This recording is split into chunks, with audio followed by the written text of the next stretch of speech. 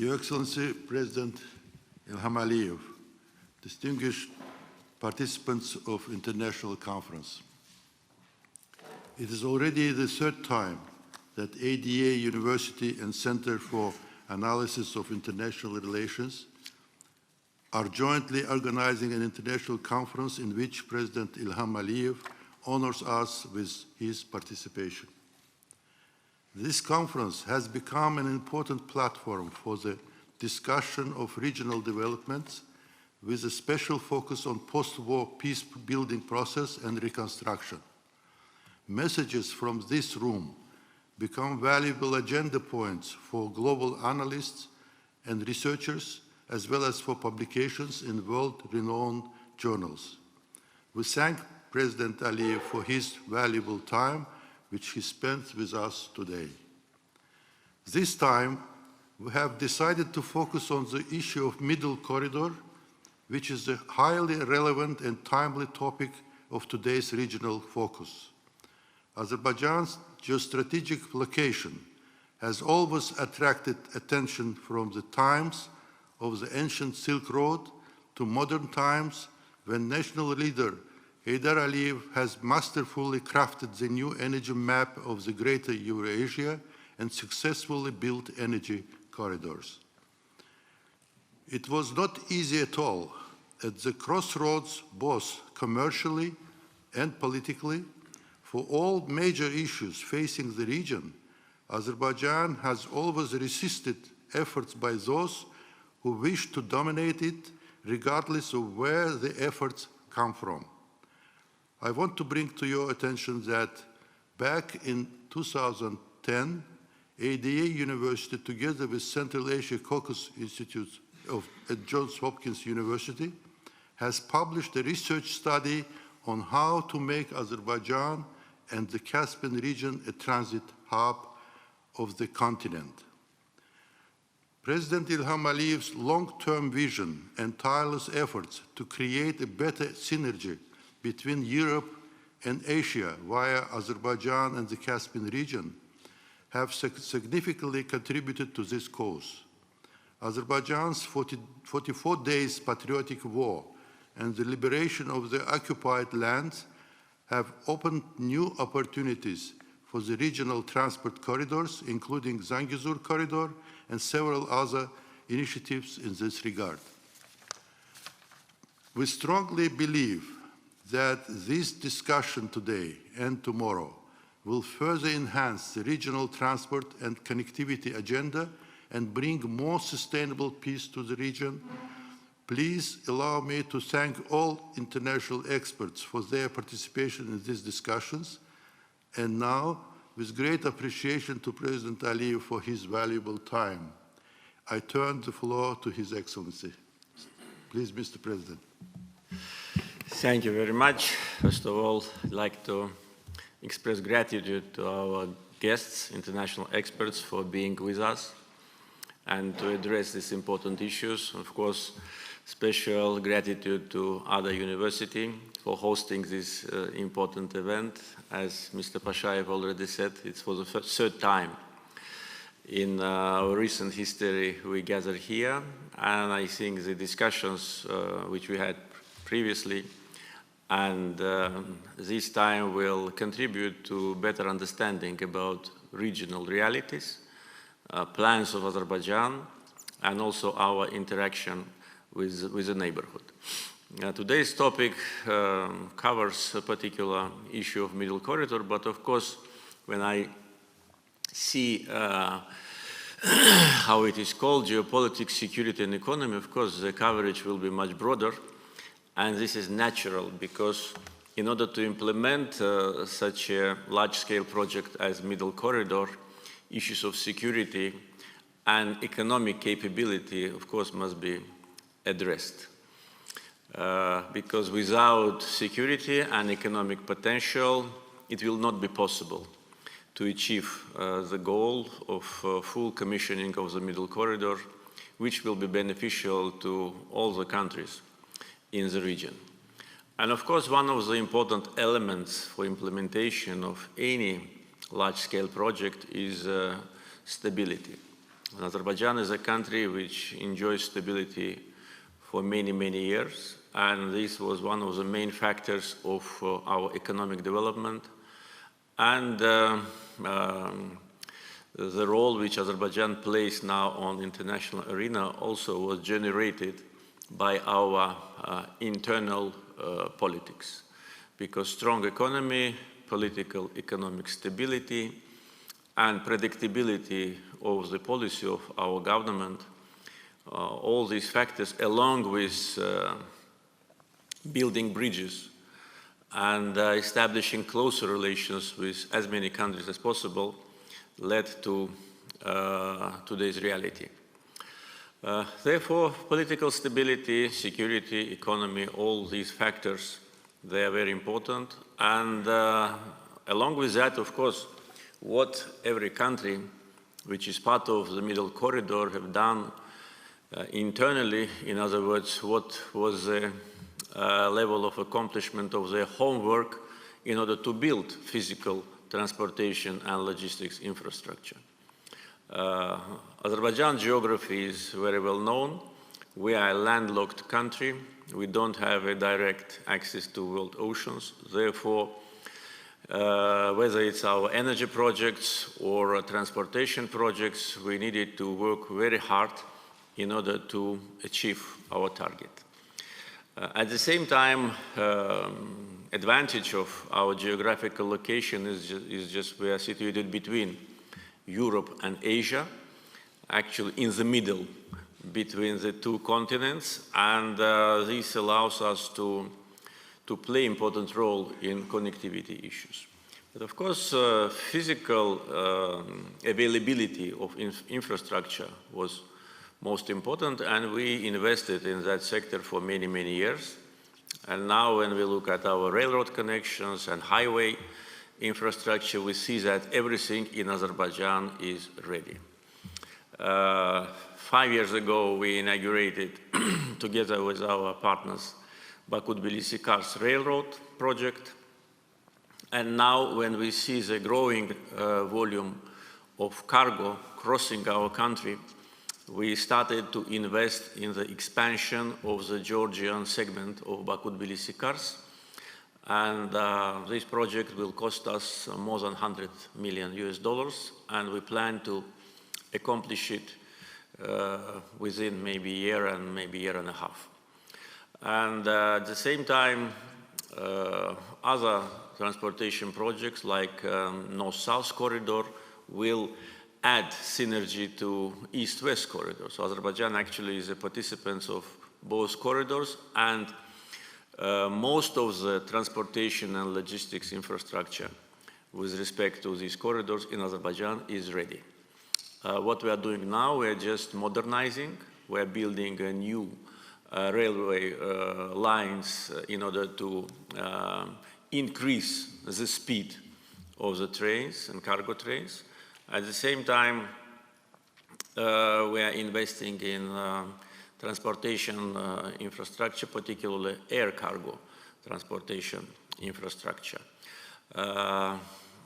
Our trade seaport, which is a relatively new element of transportation connectivity projects, is going to be expanded from today's 15 million tons up to 25 million tons because of the necessity, because of new geopolitical situation in the world and necessity to transport more cargo through Azerbaijan.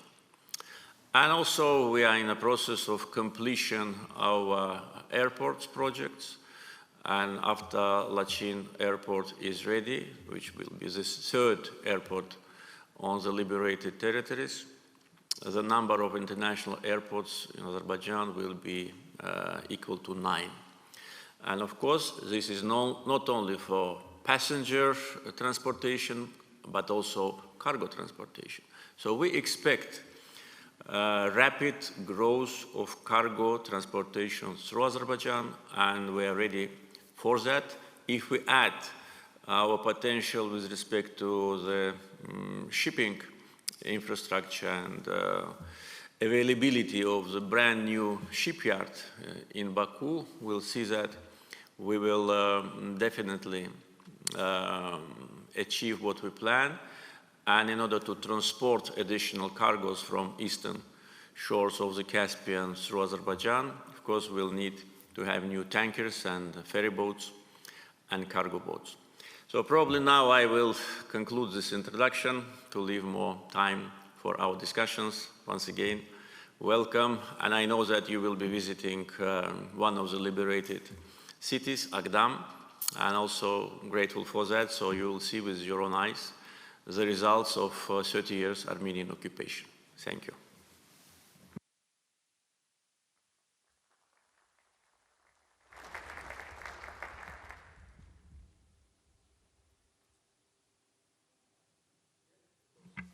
Hi, Mr. President. Matt Breiser from the United States. In terms of the East-West corridor, middle corridor, and specifically on energy, how are things going in terms of Turkmenistan, its gas getting incorporated maybe via Iran through swaps, and also across Turkey, where there's some intense discussions about private companies maybe getting involved in the gas transit across Turkey? Thank you. Yes, we are, of course, addressing this issue, looking at the very broad prospects of cooperation. And I think these transportation routes, which already are functioning, will allow all the countries of the Caspian region to be more integrated. Our cooperation with Turkmenistan has a very good history, and today we provide important transit for cargoes from Turkmenistan, and even in our trade seaport in Alat, we've allocated a special place for particular cargoes from Turkmenistan.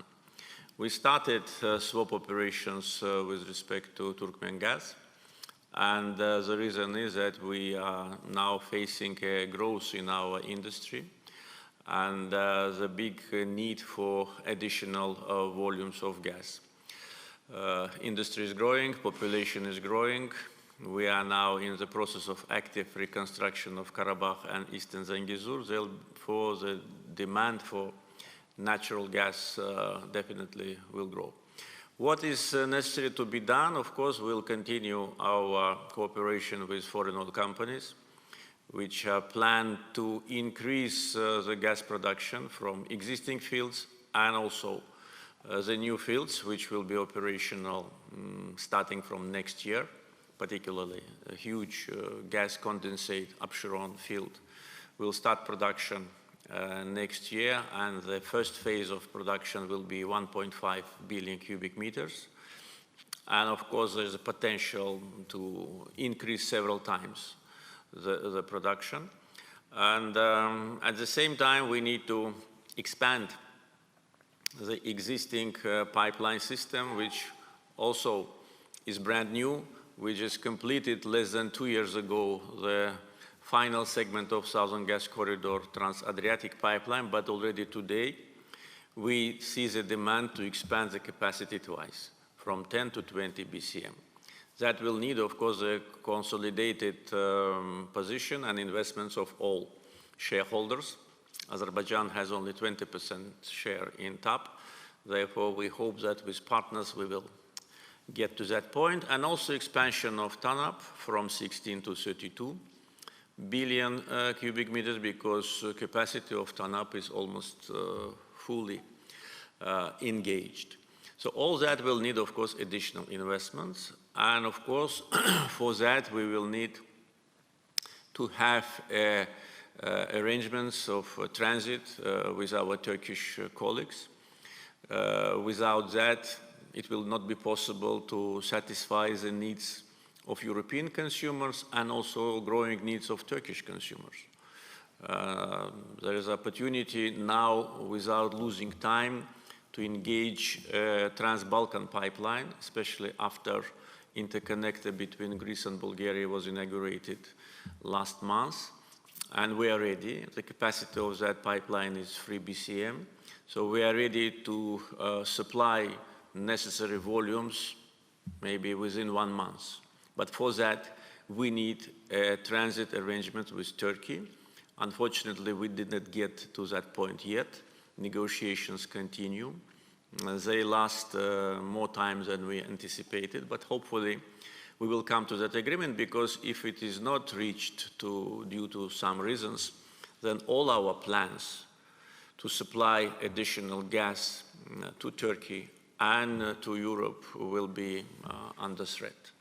You know that this July we signed MOU with European Commission to increase twice the supply, and there is a potential because first, as I said, new gas fields which we plan to commission in the coming years. I mentioned Absheron, I can mention Umid Babek, I can mention Asiman, Shafak, and many others.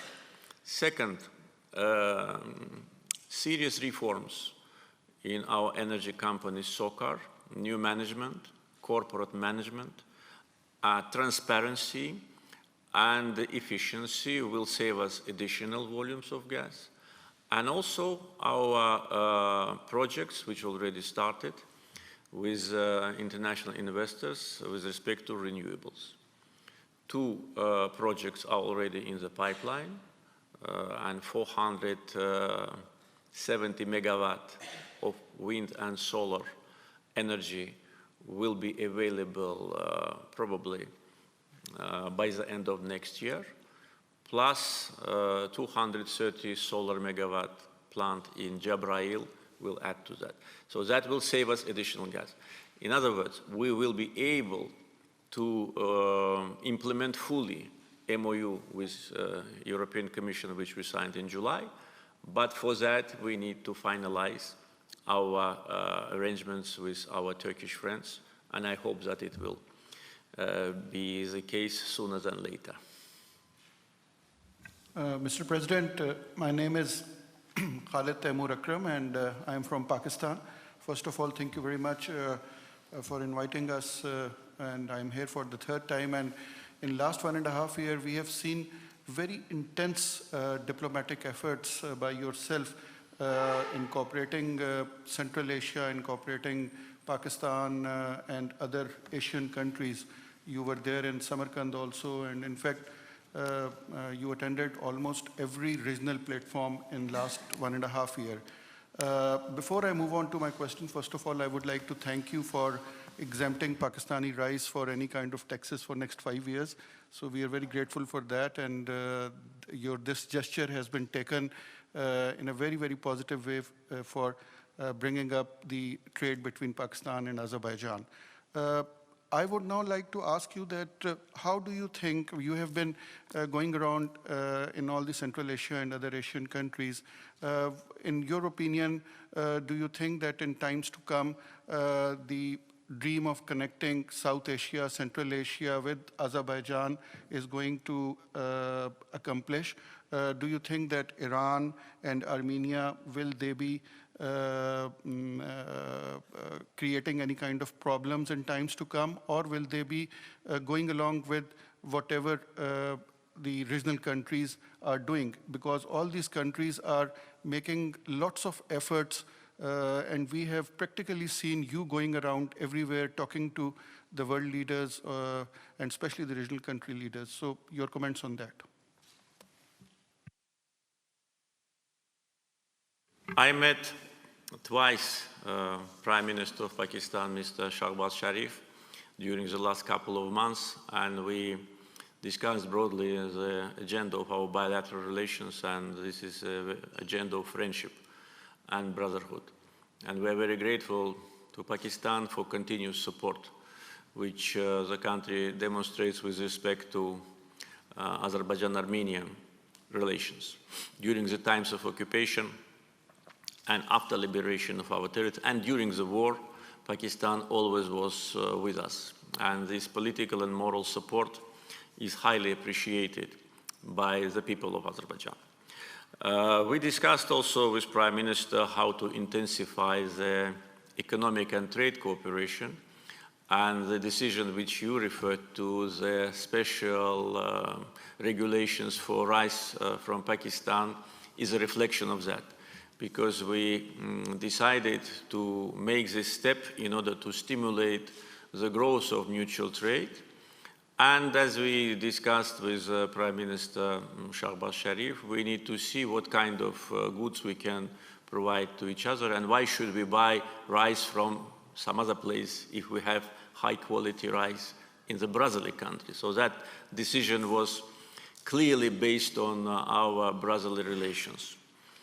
With respect to my contacts with leaders of the region, yes, these contacts have a very great level of dynamism, especially now after pandemic, when international travels again become part of our life. I spent a lot of time in Central Asian countries. I visited Uzbekistan 3 times since this April, an official visit and on international events. I visited Kyrgyzstan on a state visit. President of Kazakhstan was on official visit this August. And also, before that, I visited Turkmenistan, and I'm planning to visit Tajikistan next year. I have invitation from President.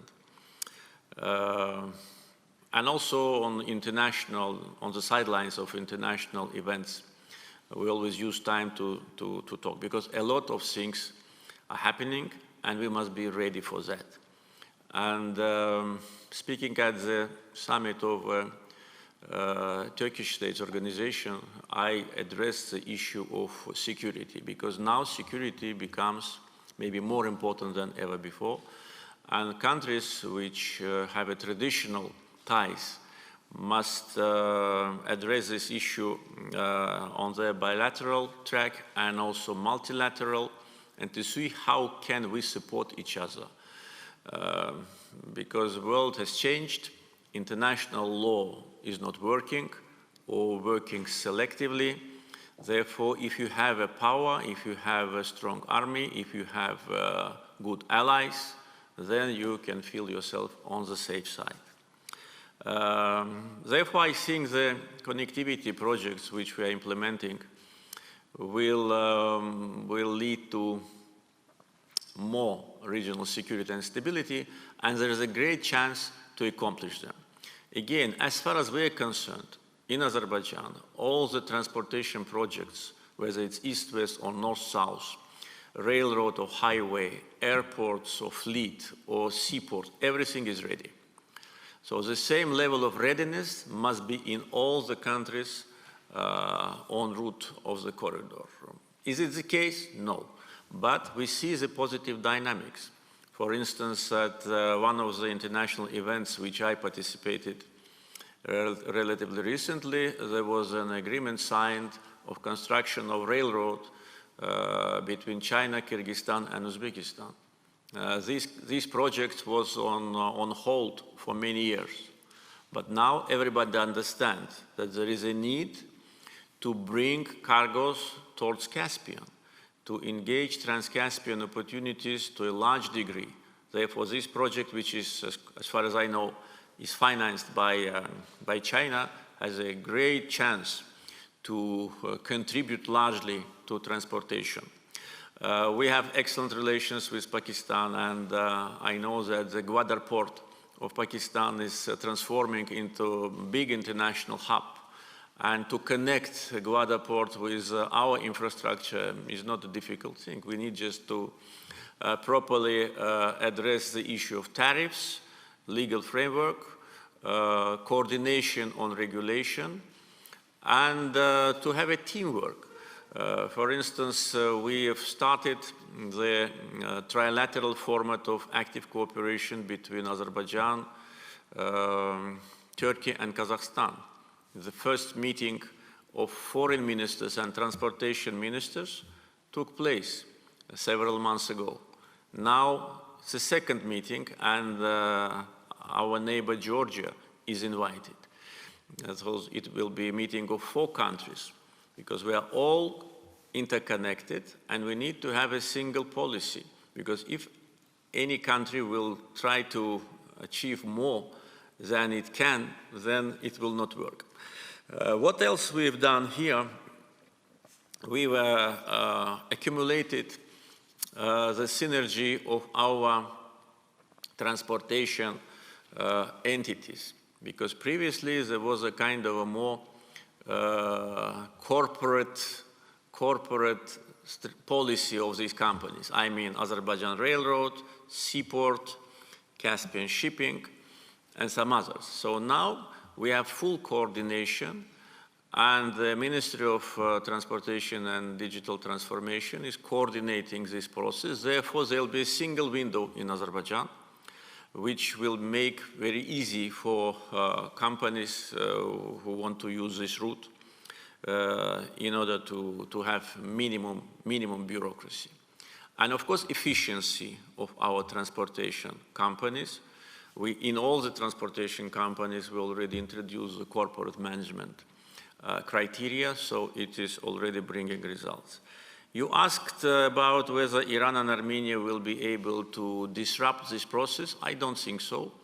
First, Armenia doesn't have neither geographical nor any other capability or advantages in the region. It actually is a deadlocked country.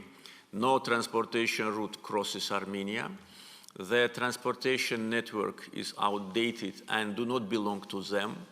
Their railroads belong to Российские железные дороги, RZD, Russian Railroad Company. And actually our discussions on Zangezur corridor we have with Russia, not with Armenia. Because Armenia is a satellite country, it's a dependent country. Its independence is very symbolic, and we are not going to waste time negotiating with them. We are negotiating with Russia. And by the way, during my recent communications with Russian officials, we discussed the Zangezur corridor, and I don't think that Armenia will be able to block this project.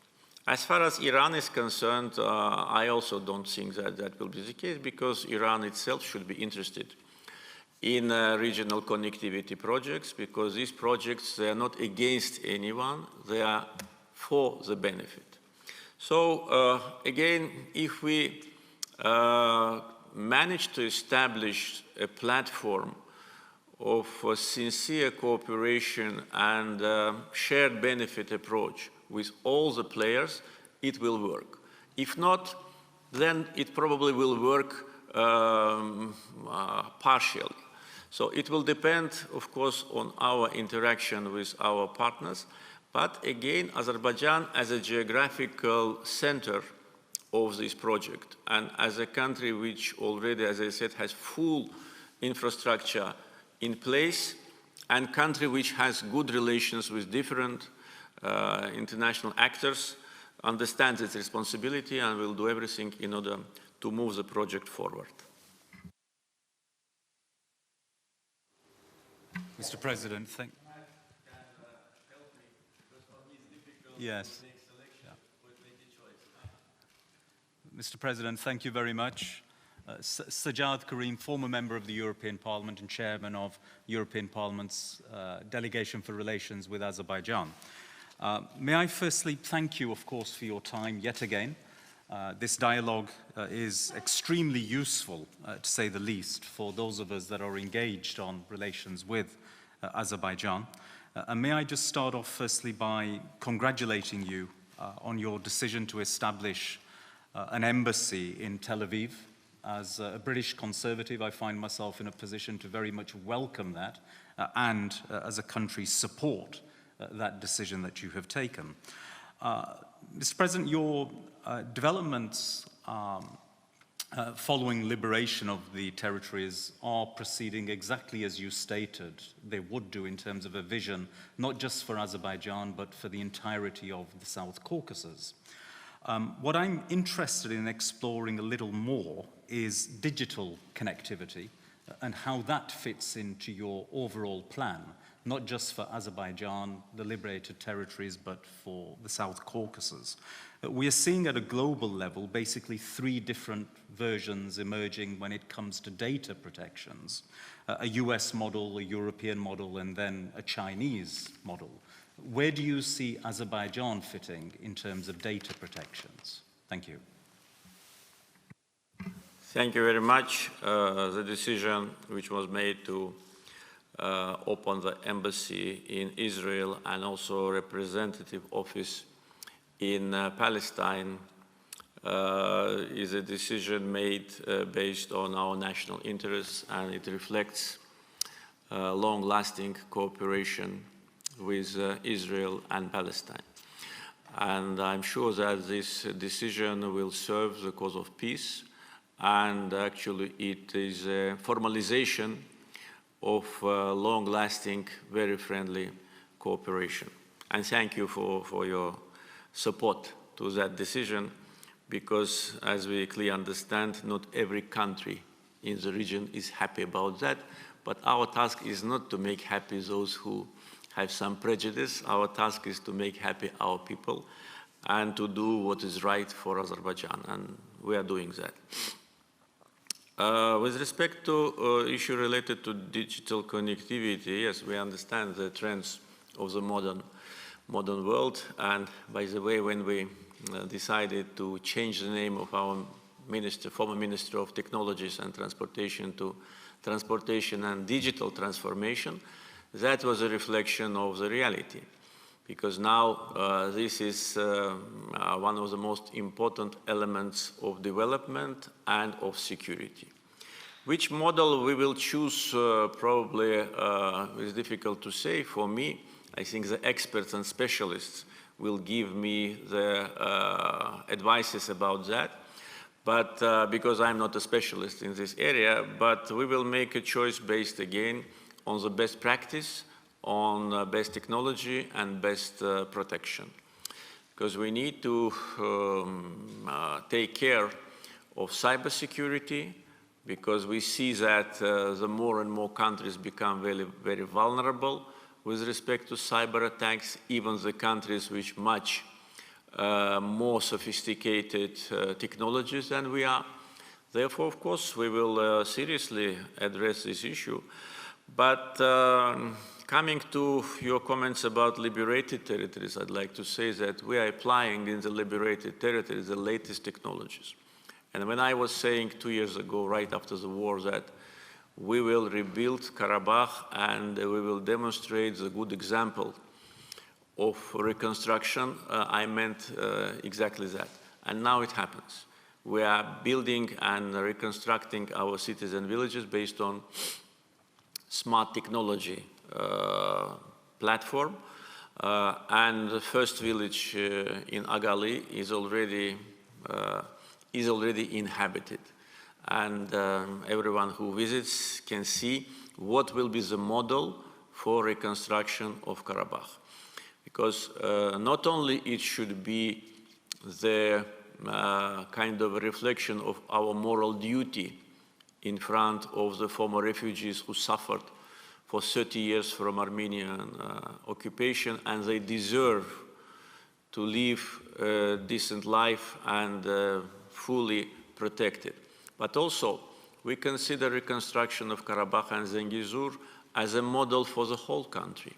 We will then, or maybe already now, steadily transfer technological experience and also administrative management. Because in the liberated areas, we have a different administrative structure rather than in other parts of the country. The Institute of President's Special Representatives is already installed in 3 areas, and it proves to be very efficient. So we are testing the model not only of technological development and how then to transfer, but we're also testing the model of management. Therefore, of course, we'll be very, very attentive and, committed to digital transformation, and we'll make the best choice which is suitable for our people. Ahmed Tahir, Egypt, Al-Hawar Center for Political Studies. Thank you very much to attend this meeting. Your Excellency, you participated in the recent Arab Summit in Algeria, and your speech, we're happy to listen to it. And you emphasized the depths of the relation between the Azerbaijan and the Arab countries. My question is, how do you see the future between the Azerbaijan and Arab countries in particular, and the Azerbaijan and the Egypt in general? Thank you. It was a big honor for me to be invited to attend the summit of Arab League, and I consider it as a sign of friendship and a sign of respect. Earlier this year, I hosted the Secretary General of Arab League, Mr. Abul Gate, and we discussed our future cooperation. Also, we are now in the process of discussion and also probably realization of the idea to establish the office of Arab League in Baku, and we are ready to undertake all the necessary arrangements and to support this process, because this will reflect the substance of our cooperation. We are grateful to member states of Arab League for continuous support to Azerbaijan within the framework of non-aligned movement and Islamic Cooperation Organization. During the times of occupation, several resolutions have been adopted in our support and accusing Armenia's occupational policy, and after the liberation also. Therefore, we consider it as a very obvious sign of support. We also actively work on strengthening the solidarity between the member states of Islamic Cooperation Organization. We held several international events here. During the times of pandemic, we provided financial and humanitarian assistance to more than 80 countries, including countries of Arab League and Islamic Cooperation Organization. We know that there is a big potential, but we need to identify the main areas of economic cooperation, because as far as political interaction is concerned, everything is clear, we are friends, and my participation at the summit once again reflects that. But in trade and economic area, our performance, of course, cannot be satisfactory. And coming to our relations with Egypt, these relations also have a good history since the early years of Azerbaijan's independence. We are actively communicating in different areas, and political, economic, trade, tourism. I visited Egypt on official visit, and the president of Egypt also visited Azerbaijan on official visit many years ago. So we also had this format of cooperation, and I think that this potential of this cooperation is really very, very big. Thank you. John Can I Roberts. ask a question, which is a follow-up to Matt Bryce's question. John Roberts with Methinks from Scotland. How far advanced are your talks with BP on developing the deep-level ACG field and expanding production at Shah Deniz? And if I can be very cheeky, perhaps, and ask you, what keeps you awake at night?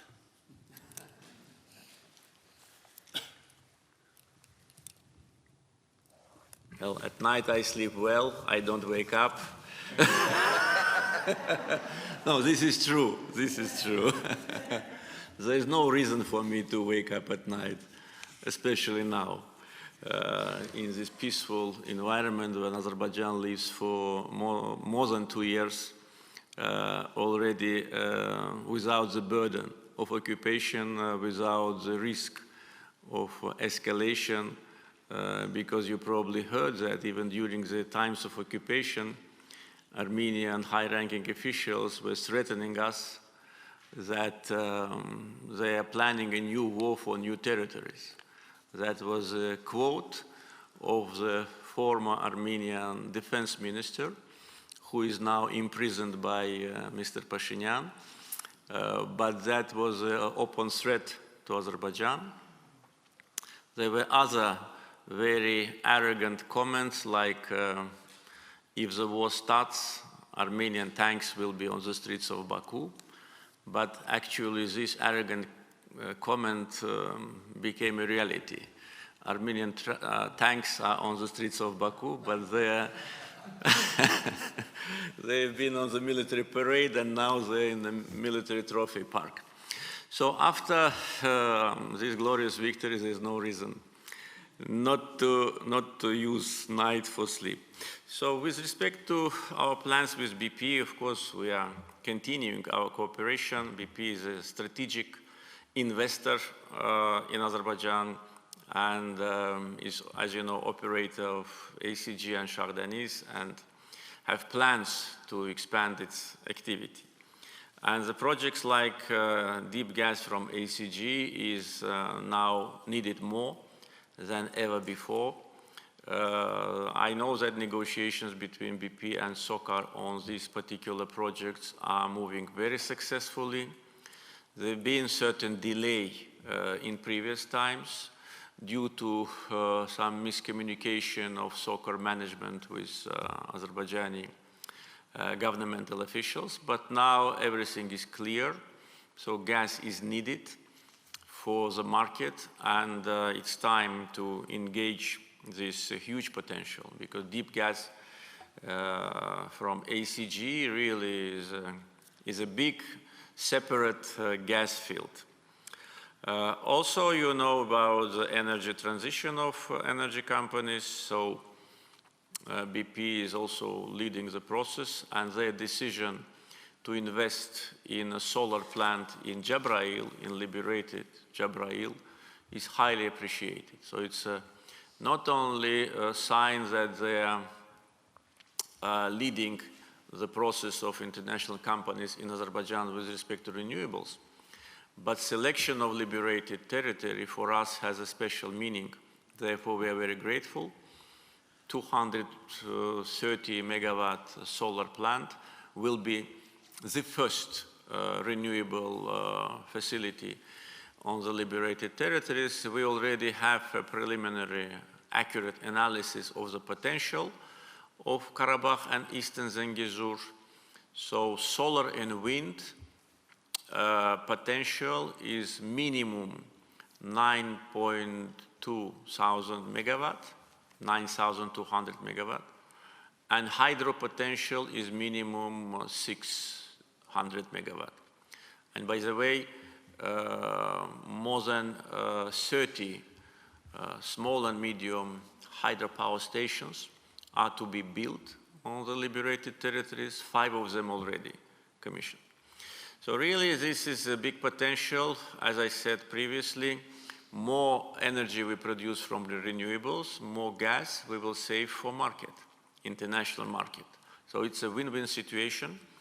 So I'm sure that other major energy companies will concentrate not only on the Caspian Sea potential, because we found out that the Caspian Sea has a second potential after the North Sea with respect to the wind energy, but energy companies will also turn their eye, like BP did, to Kelbecer, to Lachin, where we have a huge wind potential, and to Jabrayil, where it's probably the most sunny part of our country.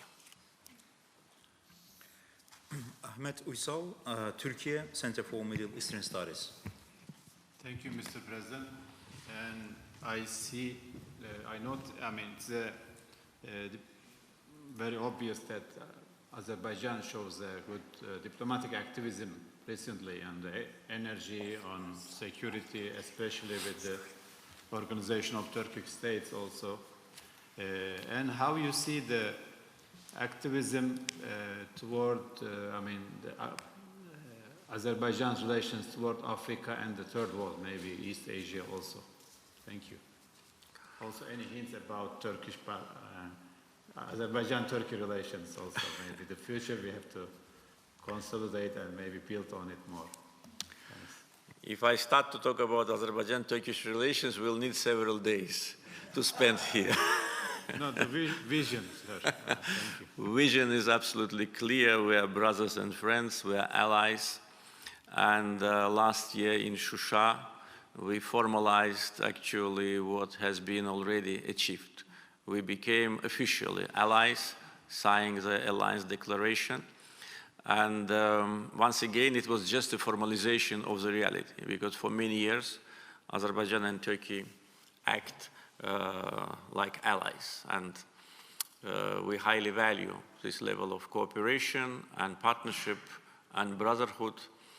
And we are absolutely sure that our cooperation will only strengthen and in all the areas. And this is a very important factor of regional stability because Turkish-Azerbaijani cooperation and actions in the region aim to strengthen regional stability, and this factor must be taken into account by all. Because we, two countries, we combine our potential, and together we are stronger than when we're separate, and this is clear. And potential of Turkey is growing, and potential of Azerbaijan is growing. And not only economic, industrial, but military. And today's world demonstrates that this is the factor #1 for every country. If you don't have strong military forces, you will probably suffer bitter days. So investments in defense infrastructure, joint initiatives, joint military trainings. We regularly, with Turkey, have more than 10 joint military trainings during 1 year in Turkey, in Azerbaijan. So this is an important factor of regional stability and our security. And all those who have bad plans against Azerbaijan or Turkey should know that Turkish army is not only Turkish army, but it is our army, and our army is not only our army, but it is Turkish army. And all those who plan provocations on our border, trying to frighten us, should never forget it.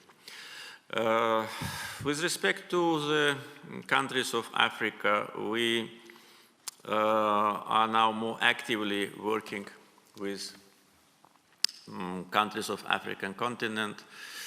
A decision to open the embassy in Israel and representative office in Palestine also was accompanied by decision to open embassy in Albania and in Kenya, in African country. We have an ambassador in African Union, who is at the same time ambassador to Ethiopia, and our interaction, of course, is much more dynamic since we've undertaken the chairmanship of non-aligned movement back in 2019. And at the summit, which was held in Azerbaijan, I said that we will be defending the national interests, justice, national interests of member states, justice and international law. And the unanimous decision by 120 countries to extend our chairmanship until 2023 is a reflection of support and respect countries, including African countries, show to us. During the times of the pandemic, as I said, we provided assistance to more than 80 countries, most of them countries of African continent. We, at the same time, provided a donation of $10 million to World Health Organization, and apart from donations to African countries. So I think that they also understand that Azerbaijan is their friend, and the fact that we are supported in non-aligned movement, and we, by the way, plan to organize another summit in Azerbaijan in spring next year, demonstrates that there's a big potential for that. To keep the gender balance, our next question to Amanda Paul, European Policy Center, Belgium. Thank you. Good morning, Mr. President. I would like to ask you to elaborate a bit on your relationship with the European Union. I mean, what are the priority areas? How do you see the role of the EU in the mediation process with Armenia, particularly Charles Michel? And maybe a second question also related to the EU. You were at the recent Prague summit launching the European Political Community. What is your perception of this new initiative? Because it still seems to be unclear to many people. And last but not least, how do you see the future of the Eastern Partnership? Is there life left in it, or is it dead? Many important questions. I try to address all of them. First, our relations with EU. This is one of the priorities of our foreign policy, and many times I publicly spoke about that. And we consider EU as our very important partner. We are now in the final stage of consultations with respect to new agreement, which is ready almost more than 90%. Several unresolved issues still remain, but I think demonstrating mutual goodwill, we can achieve that and to sign a very important document with EU. You know that Azerbaijan did not join the association format. We did not sign association agreement, and some other countries of the Eastern Partnership. So we made a preference towards bilateral. With respect to Eastern Partnership, from the very beginning of this initiative, we supported it. But our position was very clear that we consider it as one of the elements of our cooperation with EU, but not as a platform for cooperation with other member states. Because 6 member states of Eastern Partnership, they have different geopolitical priorities, different geography, different, situation. And 2 of them, Azerbaijan and Armenia, were at war. With respect to the future of Eastern Partnership, I'm not very optimistic, frankly speaking. I received recently the big group of European representatives which traveled to here and to Armenia and discussed our future ideas. So I think every initiative is good for its time. Eastern Partnership started in 2009, if I'm not mistaken. It's almost 15 years. It is not for granted that it should continue like that, because especially now, if you look at these 6 countries of the Eastern Partnership, you'll see even more differences between them than ever before. European Political Community platform is new, and we've been invited, and I actively participated. I was satisfied with how it was organized. I think it was organized in a very professional way. There was the opportunity to have a very sincere discussions off the record and to address important issues. So as a platform, I think it was successful. With respect to its future, my impression from Prague meeting was that even the initiators of this platform do not know what will be the future. I think it's in the process, and probably it is natural, because you cannot expect that everything is already pre-organized and you have these directives, what will be the next. The good thing is that the decision was made to hold these summits every 6 months.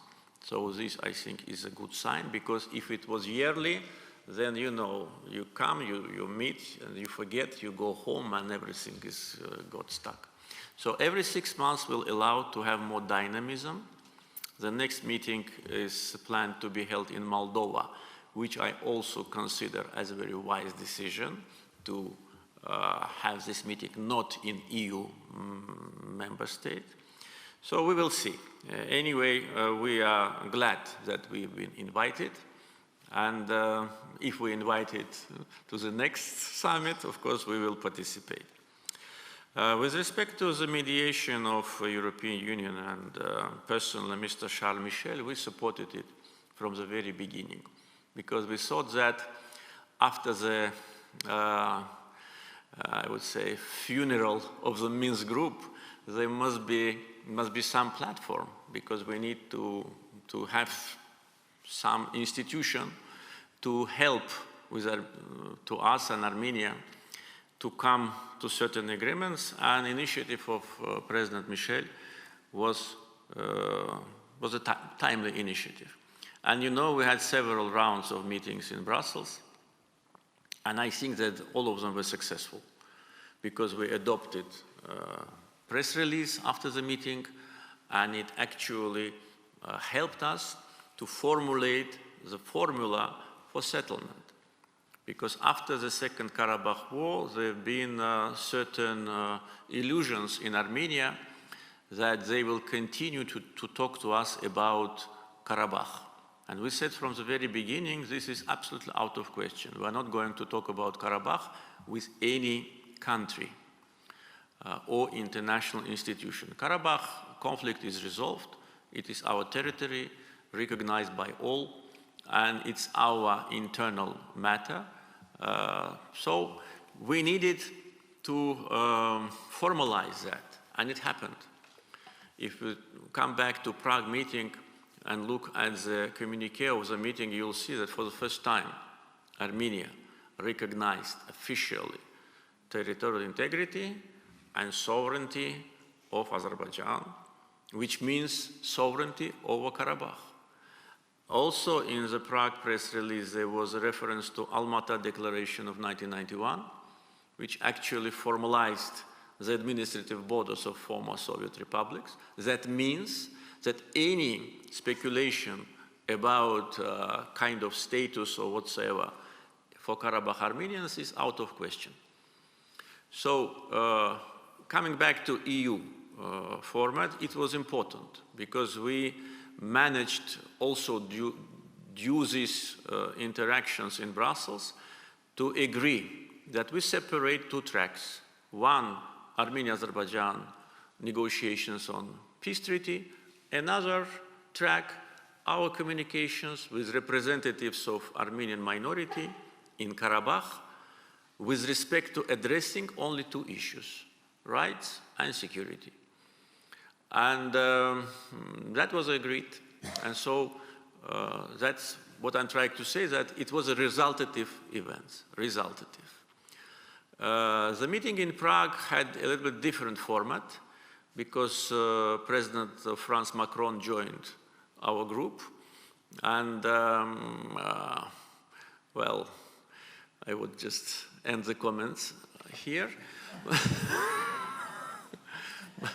But again, the result of the Prague meeting was successful because for us, as again, Armenia recognized sovereignty and territorial integrity of Azerbaijan. I can tell you one more thing which has not yet been disclosed, but probably will be, that the next meeting in Brussels was supposed to be held on the 7th of December, because at the last meeting we agreed to meet in November, but then we had a meeting in Sochi organized by President Putin on the end of October. So 7th of December, but yesterday I got information from Hikmet that he was communicated from the office of President Charles Michel that Prime Minister Pashinyan agrees to the meeting on one condition, that President Macron also should participate. So, but of course, that means that this meeting will not take place because of what happened after Prague. Prague was 6th of October, and then less in 1 week after, President Macron in his interview attacked Azerbaijan and accused us in what we haven't done. And after that, this famous French Senate resolution which was absolutely unacceptable and insulting. Now there will be another resolution of National Assembly of France of the same anti-Azerbaijani origin. And then was an attempt of France to attack us through Francophonia Summit, which is absolutely unacceptable because Francophonia is a humanitarian organization. And it never dealt with issues like that. And we have the initial text, draft text of France and Armenian tandem, full of insinuations, accusations, and insults. But we have friends not only in non-aligned movement, part of them, by the way, are members of Francophonia, but also in Europe. So this anti-Azerbaijani resolution was actually cancelled. So they adopted something very formal. So taking all that into account, it is clear that under these circumstances, with this attitude, France cannot be part of the peace process between Azerbaijan and Armenia. And it was not us who cut them from this format, it was them. Because neither Russia nor America, other former Minsk Group co-chairs, never took, officially, I mean, took sides in the post-war period, only France. So that means that the meeting on the 7th of December in Brussels will not take place, and we'll see what alternative we have. Who will be the kind of a mediator or facilitator, or where will be the platform? I also consider this decision of Armenian Prime Minister, because they could have imagined that we will be against it, as an attempt to undermine the peace process. Because peace process will lead to signing of peace agreement where they will have to admit that there's nothing about Karabakh. And in all the press releases, whether adopted in Moscow or in Sochi or in Brussels, there's no reference to Karabakh. That's why probably Armenian side decided to use the old tactics which they used during the occupation to make the process endless without any result-oriented scenario. So if it is their choice, what can we do? We cannot force them to sign. That means that there'll be no peace treaty. That means that there'll be no peace. And if there's no peace, then what do we have? So I think I covered all your questions. Yeah. Michael Doran, Senior Fellow and Director, Center for Peace and Security in the Middle East, Hudson Institute, United States. Thank you very much, Mr. President. It's a great pleasure and honor to be here. I wonder if I can ask you about relations with the Azerbaijanis of Iran. You recently made some very interesting statements about your concern for the Azerbaijanis, both at home and beyond your borders. You've made some statements here about the power of the Turkish-Azerbaijani relationship. I can see how, as this alliance with Turkey and Azerbaijan develops, it can bring great benefits to Azerbaijanis beyond your borders. It can bring great benefits, I think, to my own country. I'm not sure that the people running the country recognize that. But if you could talk about any of that, how you see that developing, the relationship with the Azerbaijanis beyond your borders developing, I'd be very interested. And secondly, I wonder if I just was struck by your comments just now about the peace process being stalled, but you also said you're negotiating with Russia about the Zengezur corridor. Can you imagine that proceeding, the Zengezur corridor, without the peace agreement with Armenia? And what do the Russians want in return? Thank you. Thank you. You know, to answer, how to say, comprehensively to your question, I need to go a little bit back. Right after the Second Karabakh War, Azerbaijan and Turkey was advocating for a broad regional cooperation including connectivity projects, but not only. Therefore, this formula 3+3 was introduced. That means Azerbaijan, Armenia, Georgia, South Caucasus, and Turkey, Iran, and Russia. Despite the fact that post-war situation led to the creation of the Joint Monitoring Center in Agdam, Turkish and Russian Joint Monitoring Center, that meant that actually these two countries of the region will play a role in the future regional configuration. Despite that, during the Second Karabakh War and after Second Karabakh War, we didn't see any activity of Iranian representatives. We just said that we need to have an inclusive scenario. Therefore, Iran was invited and Georgia was invited. Georgia has reservations because they said that they cannot participate in the platform where Russia is participating because of situation in the separatist provinces in Georgia. And Iran supported that, and we considered it as a good sign that we will finally come together and we will address important issues, including corridors, because all of us are interested in those corridors.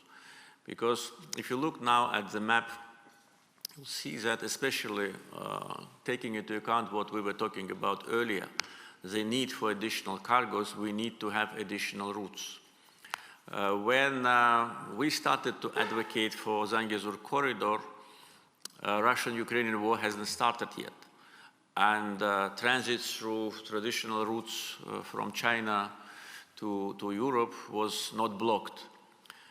Now, situation is different, and the routes through Caspian and also through Zangezur has special importance. So it could be a win-win situation for every country because part of this railroad eventually will enter Iran through city of Julfa, where there is a railroad connection between Iran and Azerbaijani exclave Nakhchivan.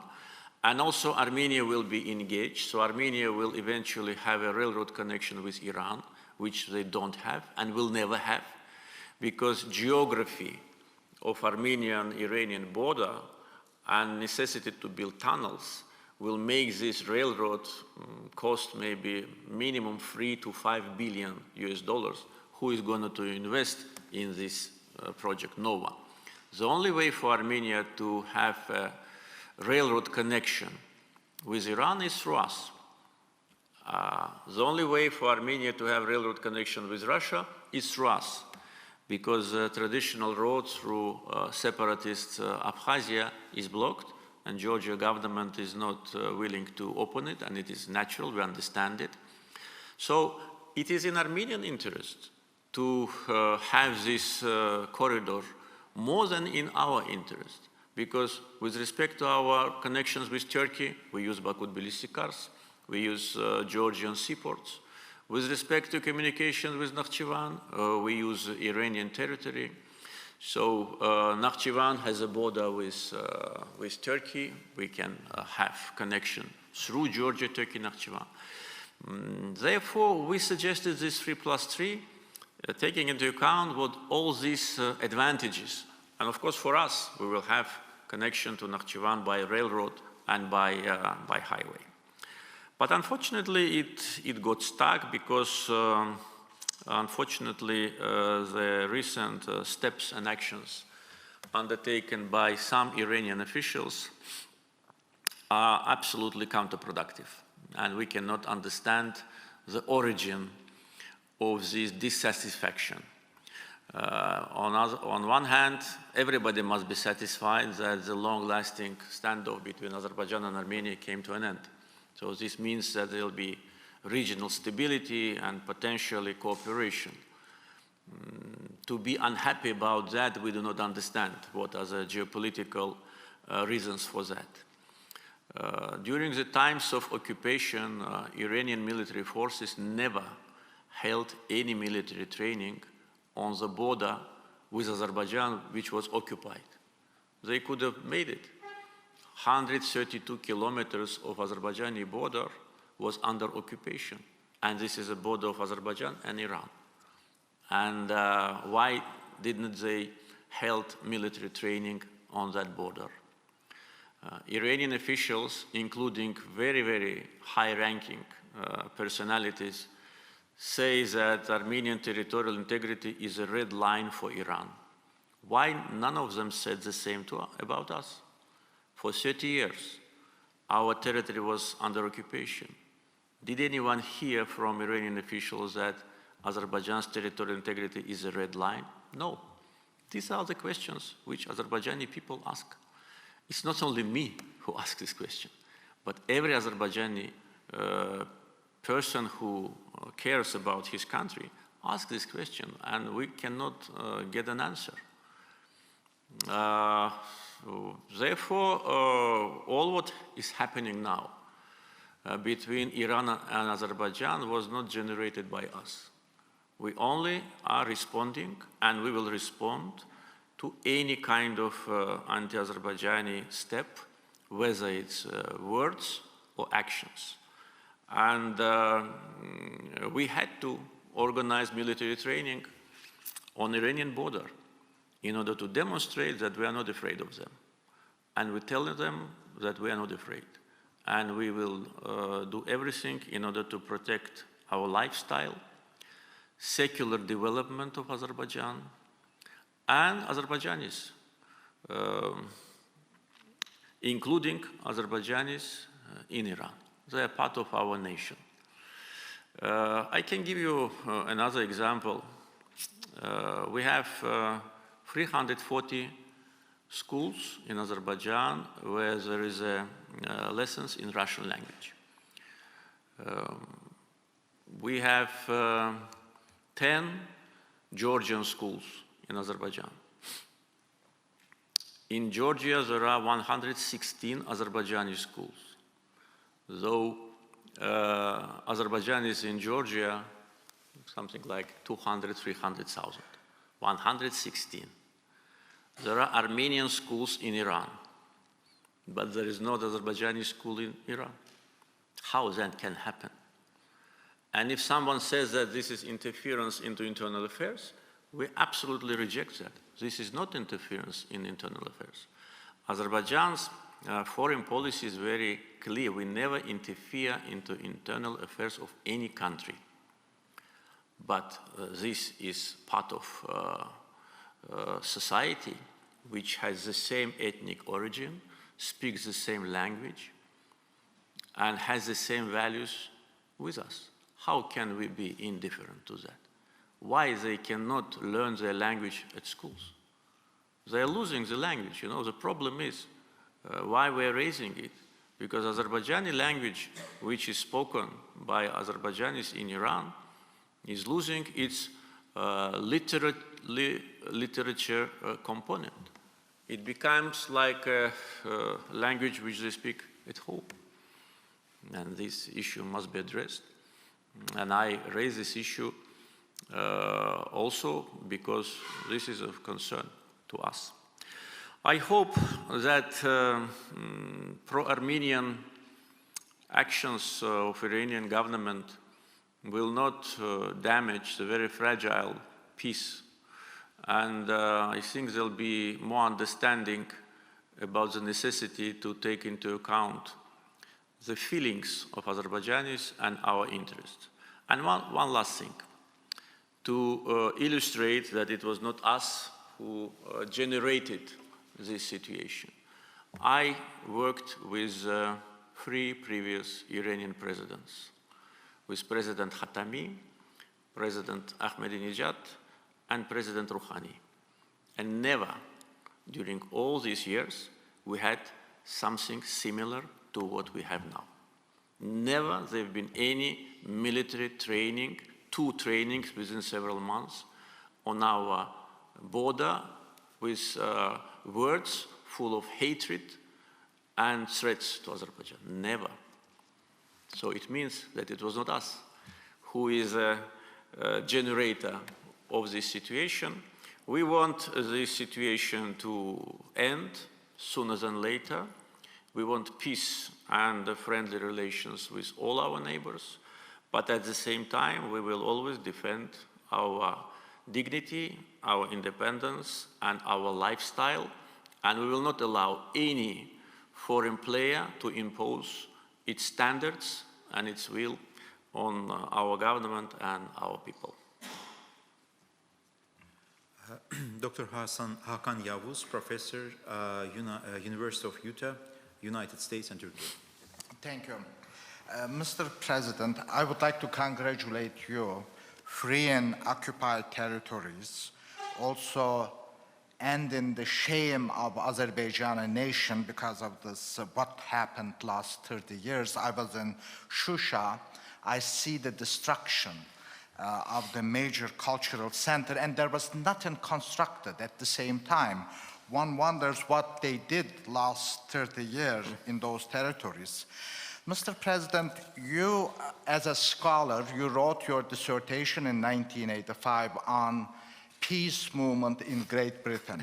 Yes. And in your dissertation, you talk about social basis of anti-war movement in Great Britain.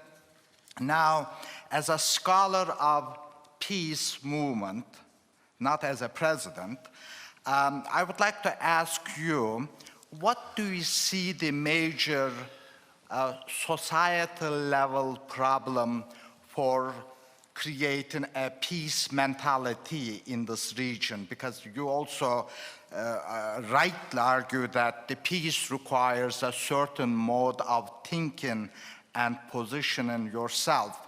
And I would like to know, what do you see at the societal level as an obstacle to create a regional level peace?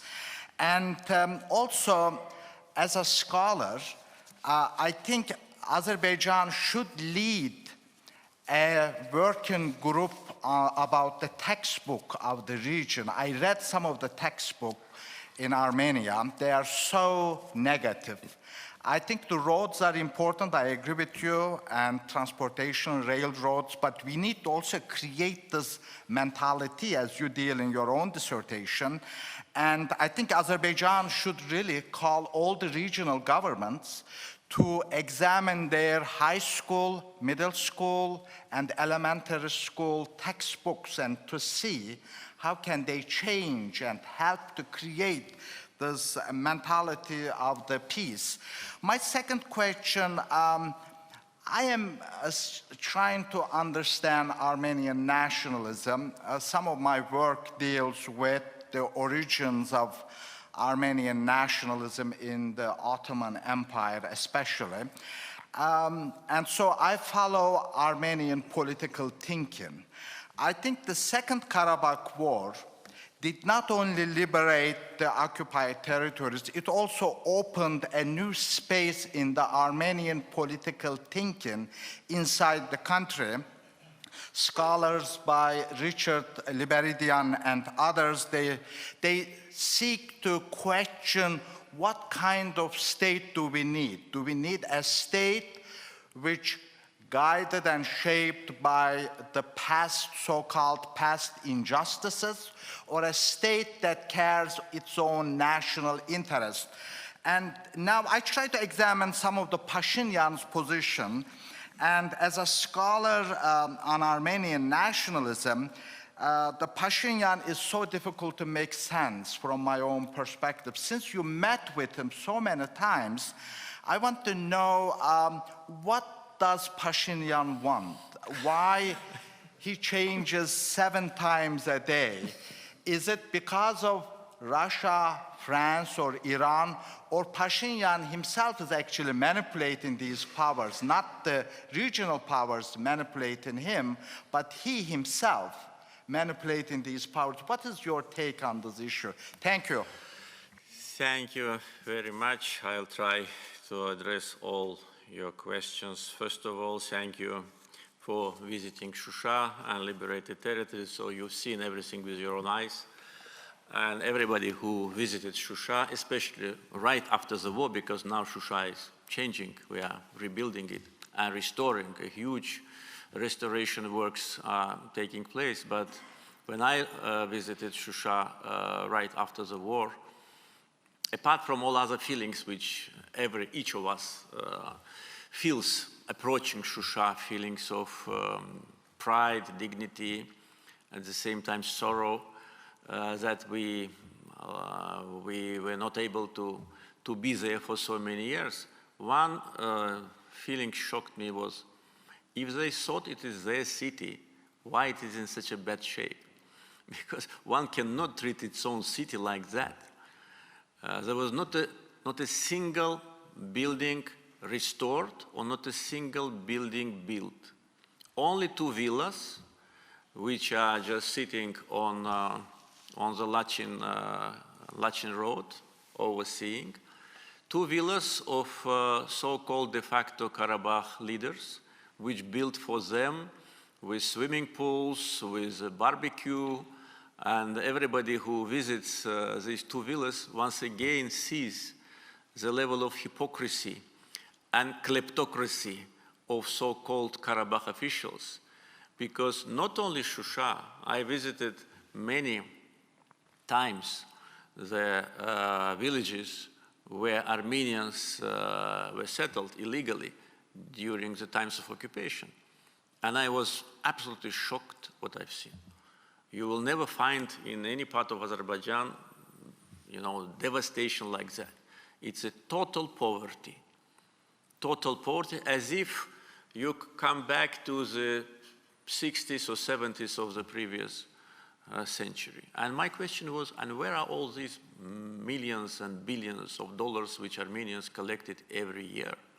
Every year they held these marathons, telemarathons, to collect money from Armenians in America, in France, in other parts of the world. Every marathon they collected some 50 or 100 million US dollars. Where are this money? Where are the money of so-called Armenian philanthropists who presented themselves as donators? Everybody who visits Shusha sees that this is an ancient Azerbaijani city, and now it belongs to our people whom it should belong. With respect to my dissertation, thank you for paying attention to that. You're absolutely right. It was, the theme was anti-war movement in Great Britain and position of political parties. But that was a dissertation written in different country.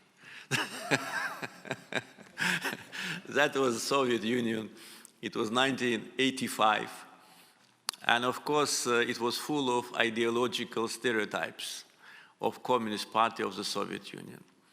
I can tell you one other thing. As a student of Moscow State University for International Relations, I was sent to London for diplomatic practice in Soviet embassy, and it was 1981, and that was a time when this anti-war movement was gaining strength. There were huge rallies, and there was a very prominent personalities, including priests. One of them was the head of the NGO, which was called Campaign for Nuclear Disarmament, CND. And really it was a serious political force. It was backed by then Labour Party and its famous leader Michael Foot, who was a frequent guest to Soviet embassy in London. I can witness it as a witness. So anti-war movement in UK at that time, though it has a very, very, very good agenda, world without nuclear weapons, was kind of to a certain degree associated with Soviet connections and Soviet propaganda. I'm not sorry for what I wrote. I was also a member of Communist Party at that time. And I tried to be maximum objective. I don't know to what degree I managed. And sorry for bothering you with these details. But you asked also a very, very important question. And this is a question probably which doesn't have, or questions which do not have answer. First, peace mentality in the region. Armenian society was poisoned for decades. They were poisoned by propaganda of diaspora and Armenian nationalists. And one of the reasons why they committed these brutal acts against Azerbaijanis, why they destroyed our cities, for instance, Agdam, Shusha, Fizuli, others, is brainwashed by nationalists and diaspora, because we did not do anything harmful to them. We just, even if we wanted, we had no time. Agdam was occupied in the beginning of the 90s, so why so much hatred? Why digging out the graves? Why destroying the mosques? And the answer is that their education is poisonous. They raise their children in the atmosphere of hatred towards Turkey and Azerbaijan. So Turkophobia, Azerbaijanophobia is their ideology. And also they invented so many legends about their history, about their historical personalities, that started to believe in these fairy tales. All their history, all their historical main products are fake, because they take the history of other nations and present it as their own history.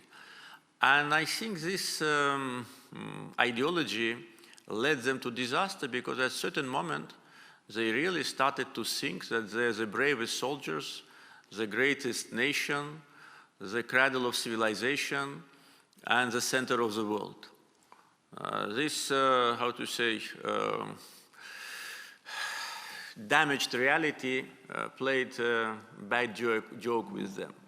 So the result of the war was a kind of a cold shower for them. They did not expect it to happen. They did not expect them to be so humiliated by this defeat. And they themselves admitted that there have been more than 10,000 desertees who ran away during the war. And what is happening now, I hope, could be a remedy, because they need treatment. Their society needs psychological assistance. I'm not trying to insult. I'm absolutely trying to just to say what I feel and what I see during this post-war period. And those voices which now we hear about peace, about, how to say, normalization with Azerbaijan, we haven't heard these voices during the times of occupation. During the times of occupation, then previous president of Armenia, a war criminal, Sergei Sarkisyan, at one of the meetings with some young group, he was asked about historical territories of Armenia, you know, so-called historical territories. And he said, we liberated Karabakh and you will liberate that part of Turkey. You see how one should be inadequate. I try to find the word. To have territorial claims to Turkey, which is a second army of the world, which country which has independent foreign policy, and everybody in the world have to take it into account.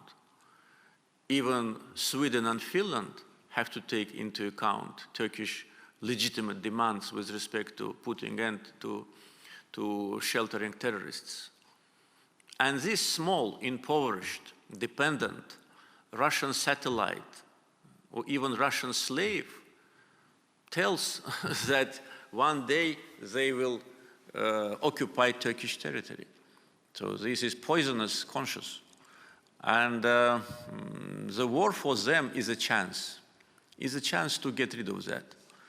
Chance to get rid of their manipulation with international public opinion, to invent stories about their great history and great nation.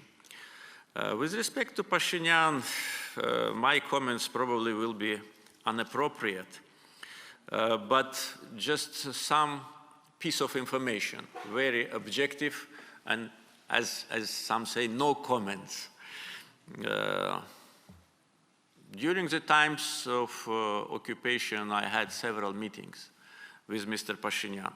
I already told once about our first meeting in September 2018 in Dushanbe at the summit of CIS countries. By the way, it was the 27th of September. 2 years after exactly the Second Karabakh War started.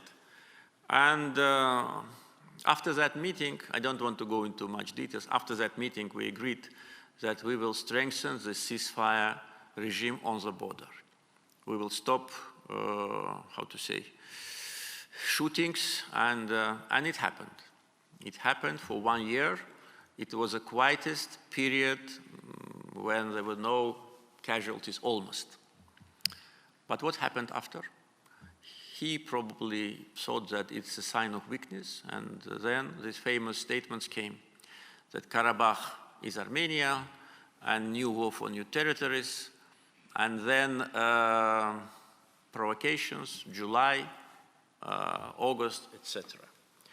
So what he says now is different from what he said at that time. So, and always I ask, did they really need this war to understand who is who? I was trying to explain, I was trying to say that we will never tolerate this situation. The patience is coming to an end. We will destroy you. This is my quote. If the war starts, we will destroy you. And it was not sign of kind of a bravery or propaganda. This was the reality. We knew what we can do, and we knew what they can do. And even if they had a military support, I mean physical military support from other countries, that wouldn't have stopped us. And we were motivated, and we were ready to die rather than to continue like that. But now we see change of rhetorics. Now they want to normalize relations with Turkey, and we say we support it. We do not object. On the contrary, we want these two tracks to go in parallel. Turkish-Armenian normalization, Azerbaijan-Armenian normalization. Now they talk about peace, etc. I don't know to what degree it is sincere, and whether they will need another cold shower to be treated completely and to get rid of this poisonous brainwashing or not. But they need to change the full paradigm of their education. They need to change their ideological grounds. It's painful, but they have to do it. Otherwise, they will be completely lost. And they understood, especially after yesterday's summit of Common Defense Treaty Organization members, when Mr. Pashinyan made a very undiplomatic and I would say harmful for himself démarche against his colleagues. He understands that if we want, we can do a lot, and no one can stop it. The thing is that we don't want. We want peace. We want them understand that they have nothing to do and nothing to say with Karabakh Armenians. We want Zangezur corridor, and we want border delimitation based on historical maps. Historical maps are not the maps which they try to introduce. It's not much. We don't want their territory. We don't want any war. If we want it, we would have done it. And no one can stop it, us. Neither his sponsors in Western Europe, nor to the south of their border, nor to the east of their border. Kurt Debov, Senior Associate Researcher, the Institute for European Studies of Brussels University, Belgium. Thank you very much, Mr. President, for your time and your frankness. We met for the first time 16 years ago during a lunch in the Belgian Parliament, after you met with the Belgian Prime Minister. And back then, we were all fascinated by you explaining the psychology of the Kremlin. And everything you predicted that would happen in the years after was actually coming through. So I would like to ask you again now, I know it's a big question, but what is going to happen in this conflict now with Ukraine in your vision? I mean, what is the psychology of the Kremlin in the next coming months and perhaps years? Thank you. Well, I think nobody knows what will happen. We are not actually directly involved. Our information is mainly from the open sources. But as far as we see international development with respect to this war, it is absolutely unpredictable.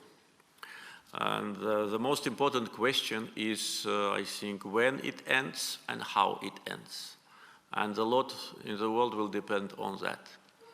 Therefore, for me, it will be very, how to say, irresponsible to comment about how it will continue. It depends on a variety of factors. It depends on policy of Russian government, policy of Ukrainian government, and Western alliance, which is backing Ukrainian army.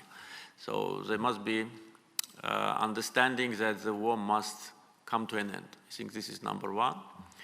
And of course, Azerbaijan always, in all the international fora, spoke for territorial integrity of all the countries, and we remain on this position. We suffered ourselves from violation of territorial integrity. Therefore, territorial integrity is fundamental principle of international law. Other thing is that there is also a selective approach to territorial integrity of different countries. I can tell you that during the times of occupation, we always were, to a certain degree, disappointed, to put it mildly, that the conflicts in the post-Soviet area are treated differently. With respect to the conflict in Georgia and Moldova, even before Ukraine, there was an absolutely clear articulation of support of territorial integrity of these countries. In case of Azerbaijan, never we heard from mediators this straightforward approach or statement. The narrative was, you have to agree. That was a public narrative. And the messages which sometimes we received during the private negotiations was that this is a reality, and every country should take into account the reality. And when we were asking what about UN Security Council resolutions, no answer. What about territorial integrity? No answer. Helsinki Final Act? No answer. And we said, okay, this is a reality, so we will change this reality. And we started to prepare ourselves to change the reality. And that's how it happened. It was not international law. It was not United Nations. It was not Armenian constructive approach which changed the situation. It was our army, our people, and our political will. So realities must be changed. Do you have power to do it? If yes, you do it. If not, you accumulate power. If you, how to say, want to have a quiet life, you agree with this reality. Our choice was different. I was asked about sleepless nights. Yes, I had many of them during the times of occupation because of feeling of anger, not because of feeling of something will happen, feeling of anger and feeling sometimes of understanding that this injustice is how the world is being regulated. And my belief in justice only happened after we won the war. I started to believe in justice again. Therefore, once again, what will be the end, I don't know. What we have done, it is clear. How we were approaching the situation of restoration of territorial integrity also is known. So you have to be strong. Unfortunately, this is the outcome of 21st century international relations. And forget about resolutions, statements, and good words. They worth nothing. You, your people, your army, and your feeling of justice. Brenda Schaffer, professor, United States Naval Postgraduate School, United States. Thank you for hosting us. It's wonderful to be here, and thank you for sharing your time with us. I have two questions, if possible. Azerbaijan, for 30 years of its strategic projects, it sees demand, it sees needs ahead of time strategically, often more than international oil companies, foreign governments. If I take, for example, the Southern Gas Corridor, Azerbaijan identified that Europe is going to have increased natural gas demand, even when European institutions thought their needs would be modest, when companies, I remember during the FID of the project, this was termed the last mega gas project, and everything was going to be on LNG and renewables, and Azerbaijan understood, built scalable, built double capacity, and already within 2 years of operation, that demand is already in place from Europe. Another infrastructure project that I had the honor to visit this week was in Zengilan.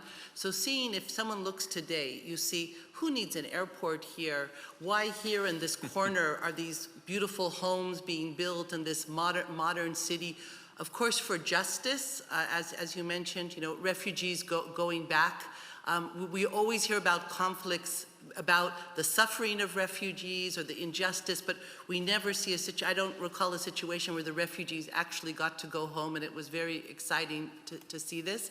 But I believe there must be some vision here that's similar to the Southern Gas Corridor, similar to the BTC, that sees ahead. Where do you see the greater region around Zengilan in 10 years? Who will be using that airport? Will it be the cities of northern Iran when they're more open? Will it be eastern Turkey? How do you see that region developing? And then a second question, we're seeing tremendous significant developments in Muslim majority countries. We can say everything from Abraham Accords, which shifted all the cooperation lines, transportation lines in the Middle East. The very clear, if Iran was a symbol of standing up for Muslims, it's very clear after 30 years of occupation, and as you said, not one peeps about the problem of occupation, and in fact, even having economic projects like the Khudafarin hydropower plant, Gizgalasib hydropower plant, in the occupied territories, even restoring or building parts of mosques in Shusha. Obviously, Iran doesn't speak for Islamic solidarity anymore. We see the shift of Turkey being involved in the militaries, building of militaries in many Muslim majority countries. Saudi Arabia's main cooperation in oil is with Russia, not with other OPEC producers. And Iran, basically calling itself the name of Shia, but how could a truly religious government shoot women in the head, treat women the way they're treated? Are we seeing a new model, especially among Shia Muslims, developing where no longer looking to Qom, maybe looking to Najaf, looking to other places, or maybe a completely different model, which is actually like, for instance, a model of Azerbaijan, where it's a very secular government, secular state institutions, but a religious believing people, which is actually more connected to traditional Islam, where religious leaders were not governors, but were separate from the state institutions. Thank you. Thank you very much. You touched upon a very important issues. I just, answering these questions, want to say that our strong belief and what we are doing here with respect to development of the country, and also giving a messages to the society that religion must be separated from the state. We are all Muslims in Azerbaijan. There are also Christians, Jews, and representatives of other religions. But religion should not interfere into political life. We do not understand when somebody talks about political Islam This is not something which is common in Azerbaijan, and one of our advantages as independent country in this geography, I think, is, and one of our achievements is that we managed to strengthen the secular character of our society, at the same time with full respect to religious feelings of all our citizens. And what we are doing now, for instance, Karabakh, apart from airports, which you mentioned, is restoration of mosques, including the mosque in Shusha, which was illegally, quote, restored but damaged by one Iranian company. And that was a big scandal, because even we invited then Iranian ambassador to our foreign minister, saying that you have no right to do it, you have no right to touch it. You have no right, first of all, to visit Shusha, which is part of Azerbaijan, without our agreement. And that was, again, the sign of solidarity with Armenians, who destroyed 65 mosques in Karabakh and Zangezur out of 67, and one in Agdam, which you will see. They used it as a stable for cows and pigs, and also minarets they used as observation point to see Azerbaijani troops. And the mosque in Shusha was so-called renovated to demonstrate the so-called tolerance of Armenians who look, they renovate, and they called it the Persian mosque. First, the mosque doesn't have nationality. You cannot call Persian or, I don't know, any other. This is part of our history, and none of us forgot that.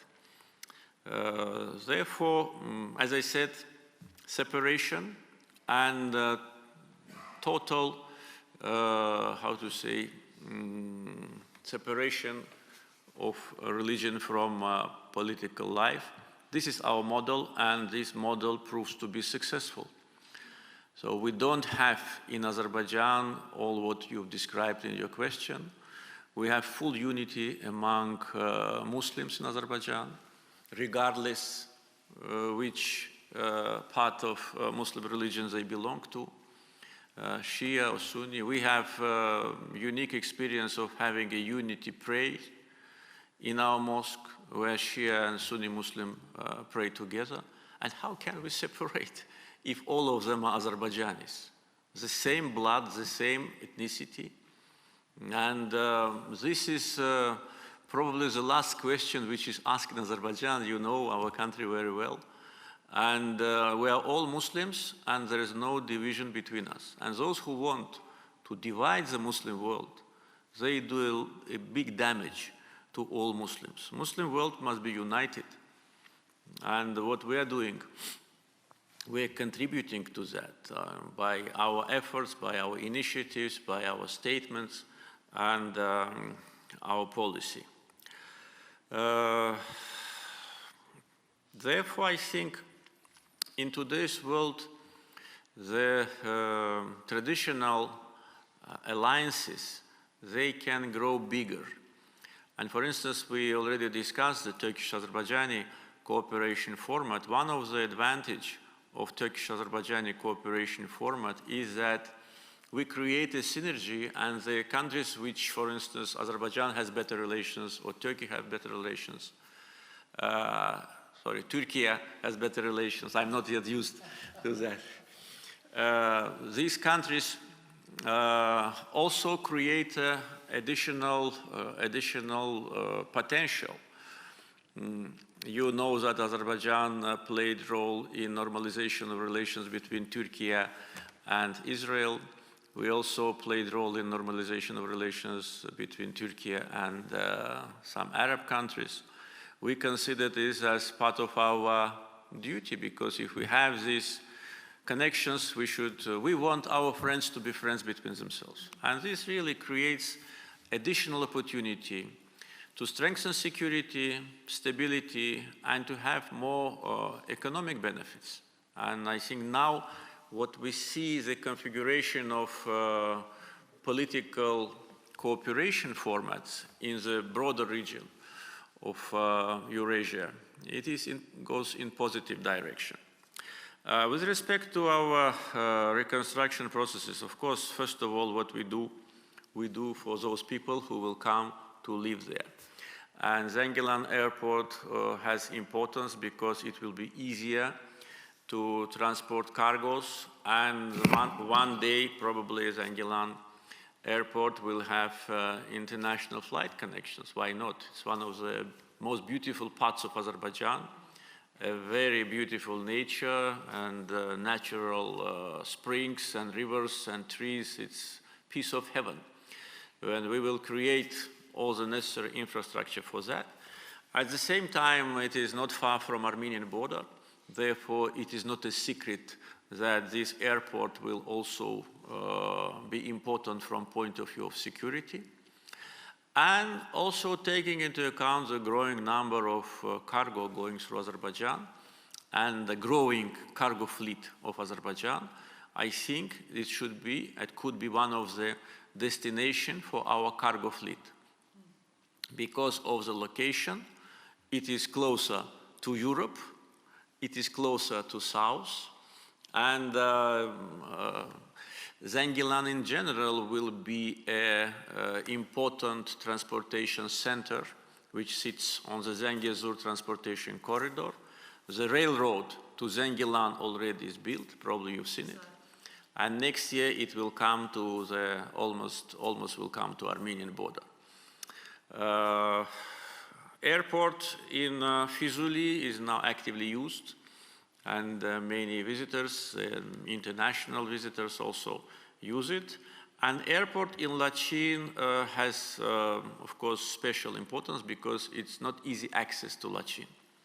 You can get it either through, either through Kelbecer Mountains, which is sometimes inaccessible in summer, or through Gubadli, so it really has importance mainly for those people who will live there. Whether this will have impact on a future additional, benefits for the region, of course, yes, of course. Because when we started to invest in Baku-Tbilisi-Kars railroad, also there were questions why we spent so much money, almost $800 million US, if we have other connections. But now we see the situation has changed. There is a need to expand it up to 5 million tons, and we are already doing it. By the end of next year, it must be ready. The same will be with Karabakh, because it will be a driving force for development of Azerbaijan. It will accumulate a lot of labor resources, and that will help us to keep unemployment at a low level. And of course, Zengilan Agali village is an illustration of the will of Azerbaijani people. Many thought that no one will come back. But you see 70 children at school, and the young generation representatives who were raised in Baku or Sumgait, they moved. They moved from capital, city, to a village to live on their own land. And this shows that the will of Azerbaijani people cannot be damaged by neither occupation nor any other, threats. And I'm sure absolute majority of former refugees will go back. And the process has started. Mr. President, you're already spending 2 intense hours with us, and we still have 4 more questions. Okay, let's continue. Thank you, Mr. President. Wenslav Sabev, Vice President, Geneva Geostrategic Observatory, Switzerland. Thank you. Thank you for this question. It comes very rightly after Brenda's question on the model of intercultural and interethnic solidarity in Azerbaijan, including now in the liberated territories. Speaking on the public perception, and Geneva is a relevant place as a world hub of governance and human rights negotiations, how to portray this image of tolerance and intercultural solidarity.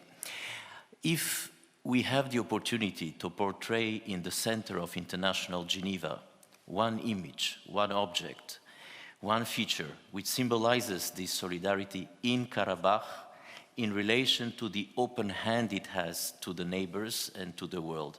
What would that object be, or that image, or that symbol? You mentioned that it's a piece of heaven. It would be great to bring a piece of heaven in Place des Nations in Geneva. Challenging, but great prospect. Thank you. Thank you. I think one of the advantages of Azerbaijani society is that it is multicultural and multi-ethnic. It has always been like that. And why?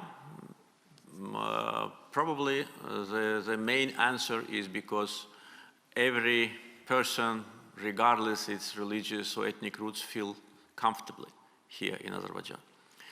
And I think this is really one of our advantages, and especially during the years of independence, which were not easy, especially in the first years of independence, with war, occupation, and million refugees.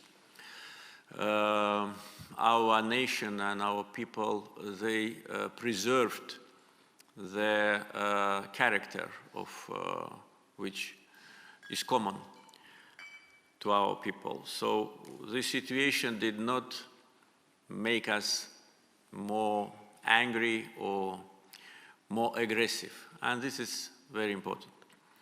And also that was important for consolidation of our society. And the events which we organized in Azerbaijan, I mean international events like humanitarian forums or intercultural dialogue forum, which we held every second year. And by the way, we are restoring after pandemic.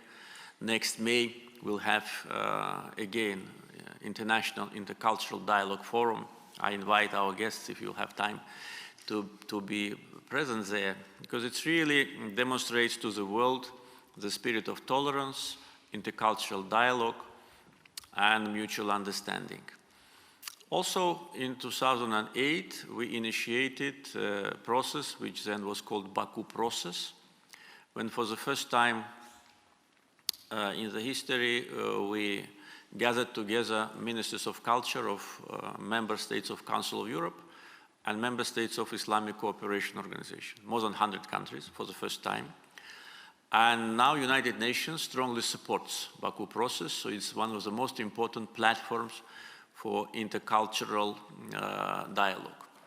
I can name a lot of events which reflect what I'm saying, including the visit of His Holiness Pope Francis to Azerbaijan. That was one of the first Muslim countries which he visited, and he had his religious service in Catholic Church, and then he went to the mosque to see the religious leaders of Azerbaijan. All this is actually also strengthening the spirit of solidarity inside Azerbaijan.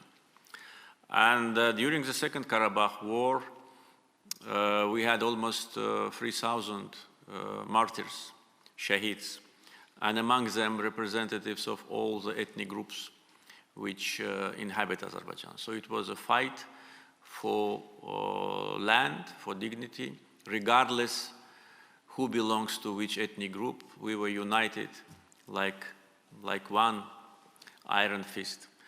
So I think if in one word to present what has been done, I think in one event, I think I can think about Hari Bülbül musical festival, which was held in Shusha already twice since liberation, and first was May last year.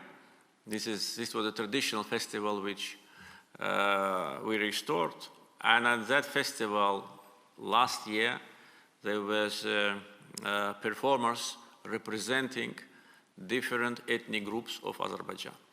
So that was symbolic. That was, frankly speaking, my idea. I wanted all Azerbaijani nationalities, ethnic groups to be there on Jidir Düzü, on that place which is sacred to every Azerbaijani, and to demonstrate that it is our common victory. And each of Azerbaijani citizens is proud of that. So there can be many other elements, but you asked, I just thought that probably that would be the best presentation. Pirinci, Senior Researcher, Foundation for Political, Economic and Social Research, Turkey. Thank you, Mr. President. Actually, the questions I am planning to ask were already asked, but I want to just learn, since I also visited Shusha and I saw all the damages Armenia made in those occupied territories, and also I visited Genge last year and I saw the missiles strike and destroyed civilian buildings, including the occupation era and the war era. There were several war crimes against humanity, and damage to cultural properties, etc. Do you have any plans to proceed any trials or ask for compensation from Armenia in the peace process? Thank you. Yes, we have started this process. We already hired international legal firms in order to assist us with that. With respect to the war crimes, which are obvious, and before the Second Karabakh War and during the Second Karabakh War, when Armenians were shelling peaceful cities, including Ganja and more than 10 Azerbaijani cities, which were situated far away from the area of the conflict, with ballistic missiles. Scud, Elbrus, they even used Iskander M, which by no means they could have, because this is only the missile which is used by Russian military forces. There is a missile which is called Iskander E, export.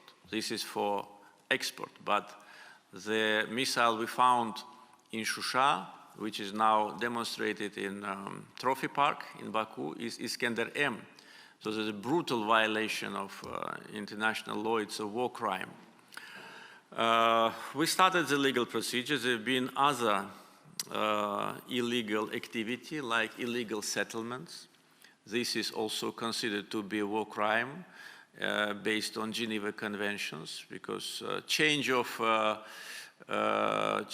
historical legacy of the areas, and of course illegal excavation of natural resources. There have been several European companies who were involved in that, especially in the production of gold in Zengilan, and not only in Zengilan, also in other parts, and not only gold. So all that already is in the process. You know, it's not a quick process, it's a slow process. We do everything properly in order to achieve success. Of course, if the decision of international legal institutions is not politicized, and if they are free from any kind of pressure from some Armenian European sponsors, if they objectively treat it, of course, there is a big chance that we will win the case. Also, all the destroyed cities and villages have been already monitored by our officials. We prepare the passports for every building, and what Armenians have done, it's seen now. So everything is documented, and that will be used by us with respect to legal procedure. So how long it will last, we do not know. We do it mostly, how to say, without any kind of public presentation, but it's a routine work which is being done, and I'm sure that if again justice prevails, we will punish aggressors for what they've done during the times of occupation. Ekaterina Metravelli, Georgian Foundation for Strategic and International Studies, Georgia. Thank you, Mr. President. Thank you for your time and sharing your vision with us. As a Georgian, first of all, I would like to thank you for your recent visit to Georgia. We in Expert Society greatly appreciate the cooperation between Armenia, Azerbaijan and Georgia. We consider us as natural allies, and the foundation for that was laid by late presidents of Azerbaijan and Georgia. thus we look forward for pushing forward this cooperation. I would also like to thank you and Azerbaijan for understanding Georgia's reservation regarding 3+3 due to occupation of our territories, but with Russia's invasion of Ukraine and Iran behaving strangely, that 3+3 format does not have, even without Georgia's creating problem in the future. But I want to concentrate now your attention about this very important initiative which you've pushed forward or aired in Prague during the European political community meeting about this necessity to discuss the cooperation and platform between Armenia, Azerbaijan and Georgia to ensuring peace and security in the region. I understand that with the recent developments, as you've mentioned, regarding Armenia's reservation to be part of the peace process on the 7th of December, that might be on a hold. But still, I would be interested to hear about your position, what you envision under that cooperation format. Thank you. Thank you. Our relations with Georgia have a strategic importance for us and for our Georgian friends, and my visit to Georgia was also a demonstration of our relations and necessity to be together in all the situations. So solidarity, mutual support, of course, energy, transportation projects, and some new ideas which I discussed with my colleague, Georgian Prime Minister, taking into account the new opportunities for energy and transportation connectivity projects, have very good results. So we are working very actively now, not maybe very public, but very actively in order to be prepared for new volumes of hydrocarbons and cargos. At the same time, as you correctly mentioned, Azerbaijan also was supporting the idea to establish, if not cooperation, but at least a format of consultations between three South Caucasian countries. And we think it's natural because we are situated in the same region. Georgia for us is a strategic partner. At the same time, Georgia and Armenian relations also are good. Therefore, we thought it was natural, but unfortunately, Armenian side was very resistant to that. We could not understand what is the reason, but we can guess that probably they do not want to disappoint some of their sponsors. But anyway, we managed to open a small window when Armenia had to agree that the foreign ministers meeting between Azerbaijan and Armenia will take place in Georgia. Again, their strange behavior, I think, was absolutely difficult to understand by us and by Georgian hosts. Then where they were only saying that it should be only bilateral, that Georgian representatives should not participate, we cannot understand it. And I discussed during my visit to Georgia with Prime Minister Garibashvili the prospects for having a trilateral summit in Georgia, and if Armenia is ready, we think it will be timely.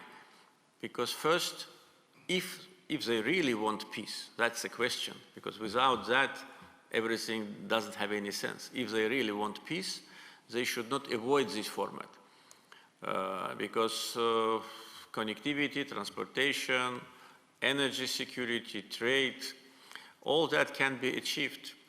And I think one of the negative consequences of Armenian occupation, apart from what happened to our lands, is that Southern Caucasus lost this opportunity to be integrated. And now it's time. Maybe it's premature to talk about integration or even trilateral cooperation, but at least to start consultations. I think time has come. I don't know what are the obstacles in front of Armenia, whom they're afraid of not agreeing to that. But I think that if they really want peace, they must behave in a more independent manner. If that happens, that meeting can take place very soon. If not, then okay, it will continue like it is. Actually, for Azerbaijan and Georgia, cooperation, taking into account geography, Black Sea, Caspian Sea connection, Central Asia, Europe connection, we can do well without them, without Armenians. If they want to benefit, we are ready. If not, then it will continue like that. Laszlo Vasa, Senior Research Fellow, Institute for Foreign Affairs and Trade, Hungary. Thank you very much, Mr. President, for getting the opportunity to be here. My question is focusing on the organization of Turkish countries, or Turkish states. How do you see the role of this organization in regards of the economic cooperation along the Middle Corridor? Thank you. Yes, we are glad that already for many years Hungary is an observer, and Prime Minister Orban regularly participates at the summit. Organization has changed the name and of course becomes more and more active on international arena, and we are glad that between the member states now we see much more active dialogue, much more than several years ago. And the last summit also clearly reflects that.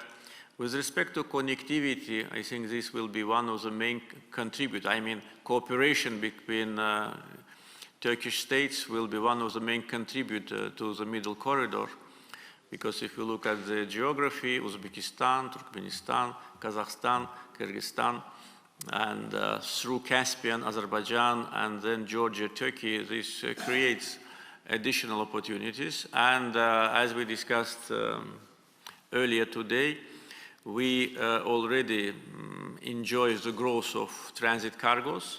As I said, 70% this year. Next year maybe will be even higher. And all are these cargos mainly coming from Central Asia to Europe through Trans-Caspian route. And also during my visits to Central Asian countries and visits of President of Turkey and leaders of Turkish states visiting Turkey, there are new opportunities to increase level of bilateral trade. With Turkey now we are working actively to expand the list of items which are free of any custom duties. In other way, some step-by-step steps towards free trade agreement. And the trade turnover between Azerbaijan and Turkey is already, I think, more than $4 billion, and the same we see with other countries. So this will be the main contributor to the corridor.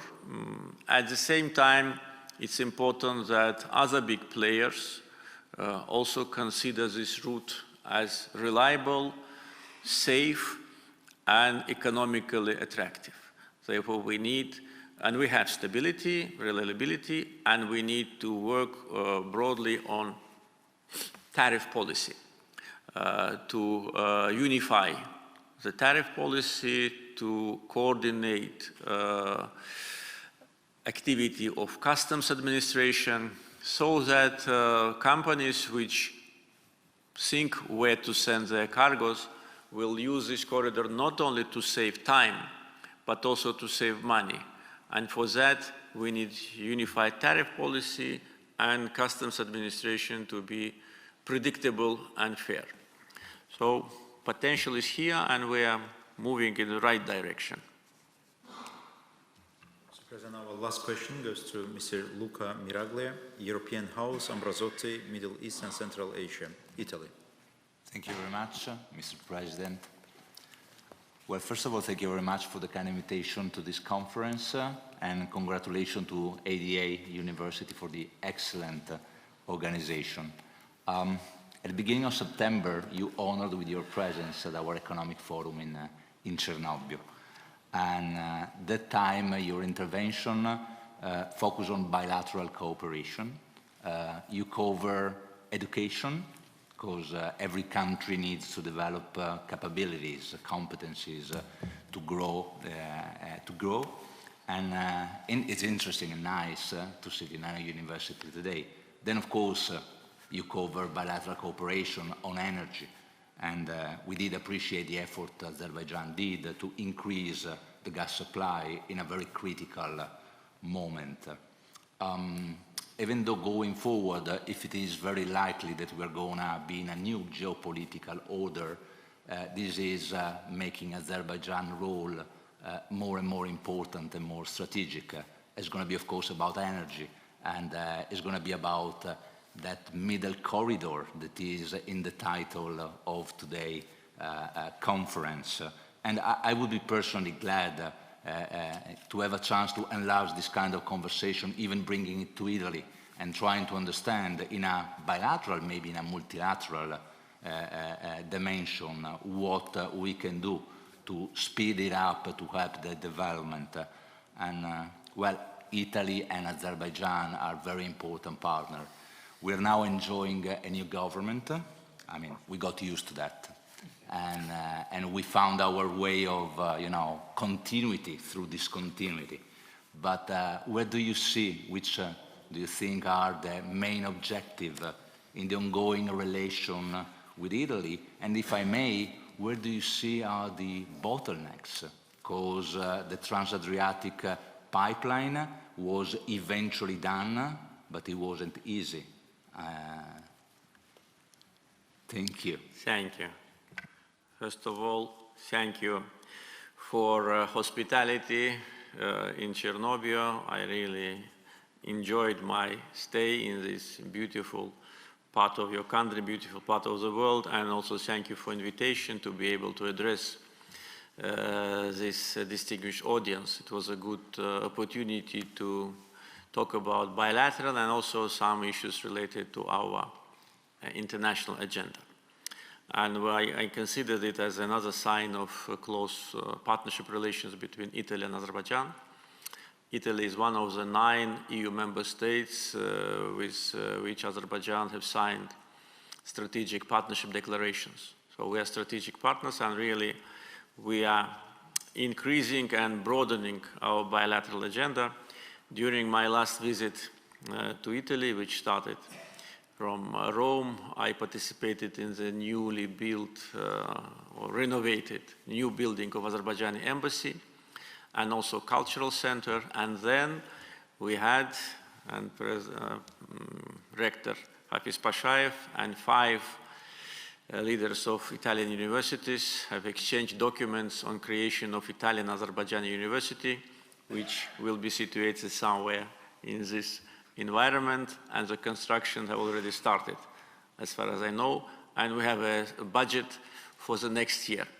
It is not yet fully approved, but I can give you some information, open some secret, that in our investment program, the financing of the new building of Italian Azerbaijani University is provided. It will be very important for our bilateral relations, for education, as you mentioned, because 5 leading Italian universities become co-founders of Azerbaijan Italian University.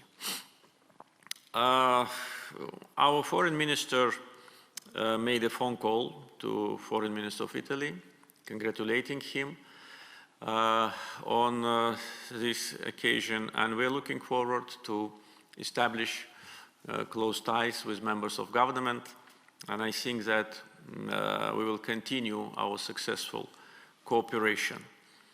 With respect to the energy supplies, we are doing everything in order to increase the supply of natural gas. You mentioned that there have been certain difficulties with construction of TAP. We all know that. We also know that these obstacles were artificial. We dealt with these obstacles very seriously, and I think that now everybody understands that first, olive trees did not suffer, they were replanted. And second, now the energy security in Italy is provided better. And there is a demand to increase the volume of natural gas from Azerbaijan to Italy, but of course for that we need to expand the capacity of TAP. And I discussed it with the previous Prime Minister, Mr. Mario Draghi, and due to the fact that Azerbaijan has only 20% share in TAP, we cannot be the only contributor. We need to make this decision, and I think the sooner we make it, the better, because TAP works full capacity, and with new volumes of gas, we'll need to do it quickly. Because, of course, yes, Trans-Balkan also, but it also has certain limitations. After the Russian-Ukrainian war started, we got a request from more than 10 countries of Europe with respect to either increasing the supply of existing supply or starting the supply. And we are evaluating all these proposals. At the moment, we do not have enough gas to satisfy all the requests. Therefore, we need to start, I think, immediately the commercial negotiations, and primarily with the countries which already are recipients of Azerbaijani gas, because the lines are already here and all the legal framework exists. But at the same time, we plan to expand the geography. We fully support the initiatives in Europe to build interconnectors. One of them was inaugurated last month. I participated in Sofia, Greek-Bulgarian interconnector. Another interconnector between Bulgaria and Serbia will be ready by the end of next year. I was informed about that 2 days ago during my visit to Serbia. We are working now with the government of Albania to invest in the gas distribution network in Albania, because it do not exist. And Albania is only a transitor, but they also need the gas for domestic consumption. There is a project of Ionic Adriatic gas pipeline, which covers 3 Balkan countries. But for that, we need, all of us who want this project to be implemented, needs that EU steps in and expresses its attitude to that. So all these interconnectors which are now being built, of course, have the one goal to provide energy security. Our resources are known. I many times articulated the numbers, so we are committed to increase investments. As I said before, as soon as we complete our new transit arrangements with Turkey, we will know then what is the legal framework and how much gas we can supply. Before this is achieved, it is not possible to do it. I hope that by the end of the year, we will finalize it. And this will be, of course, part of overall our energy strategy. In the Memorandum of Understanding, which was signed between Madam Ursula von der Leyen and myself this July in Baku, we addressed not only gas, but also electricity, hydrogen, green hydrogen included. And there are big plans in order to increase the volume of electric energy which we can supply to Europe. With respect to bottleneck, with gas it is of course TAP, and with electricity it's gas transmissions infrastructure in Turkey. Because today it can transport limited volume of Azerbaijani electric energy, but our electric energy is needed in Balkans, in Serbia, we discussed it 2 days ago, in Bulgaria, in Romania, and maybe in many other European countries. Therefore, we can achieve it only when we continue the teamwork, and of course investments will be needed. So we are planning to become an important exporter of electric energy to Europe, and the market is very attractive for us, and electric energy is needed. So coming back to our bilateral relations with Italy, I would call them probably excellent. Excellent, and we are very committed to that, and we'll do everything in order to continue with the new government this strategic path.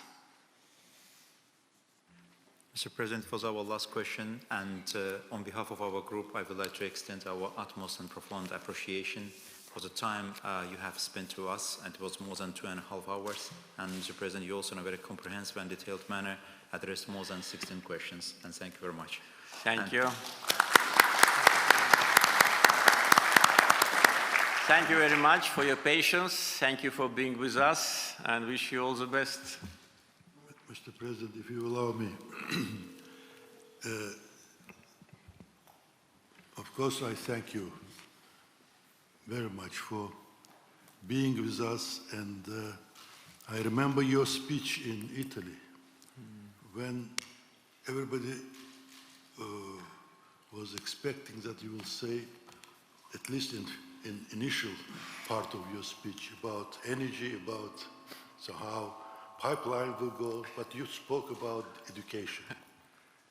And this is for us a great sign of your support of education in country.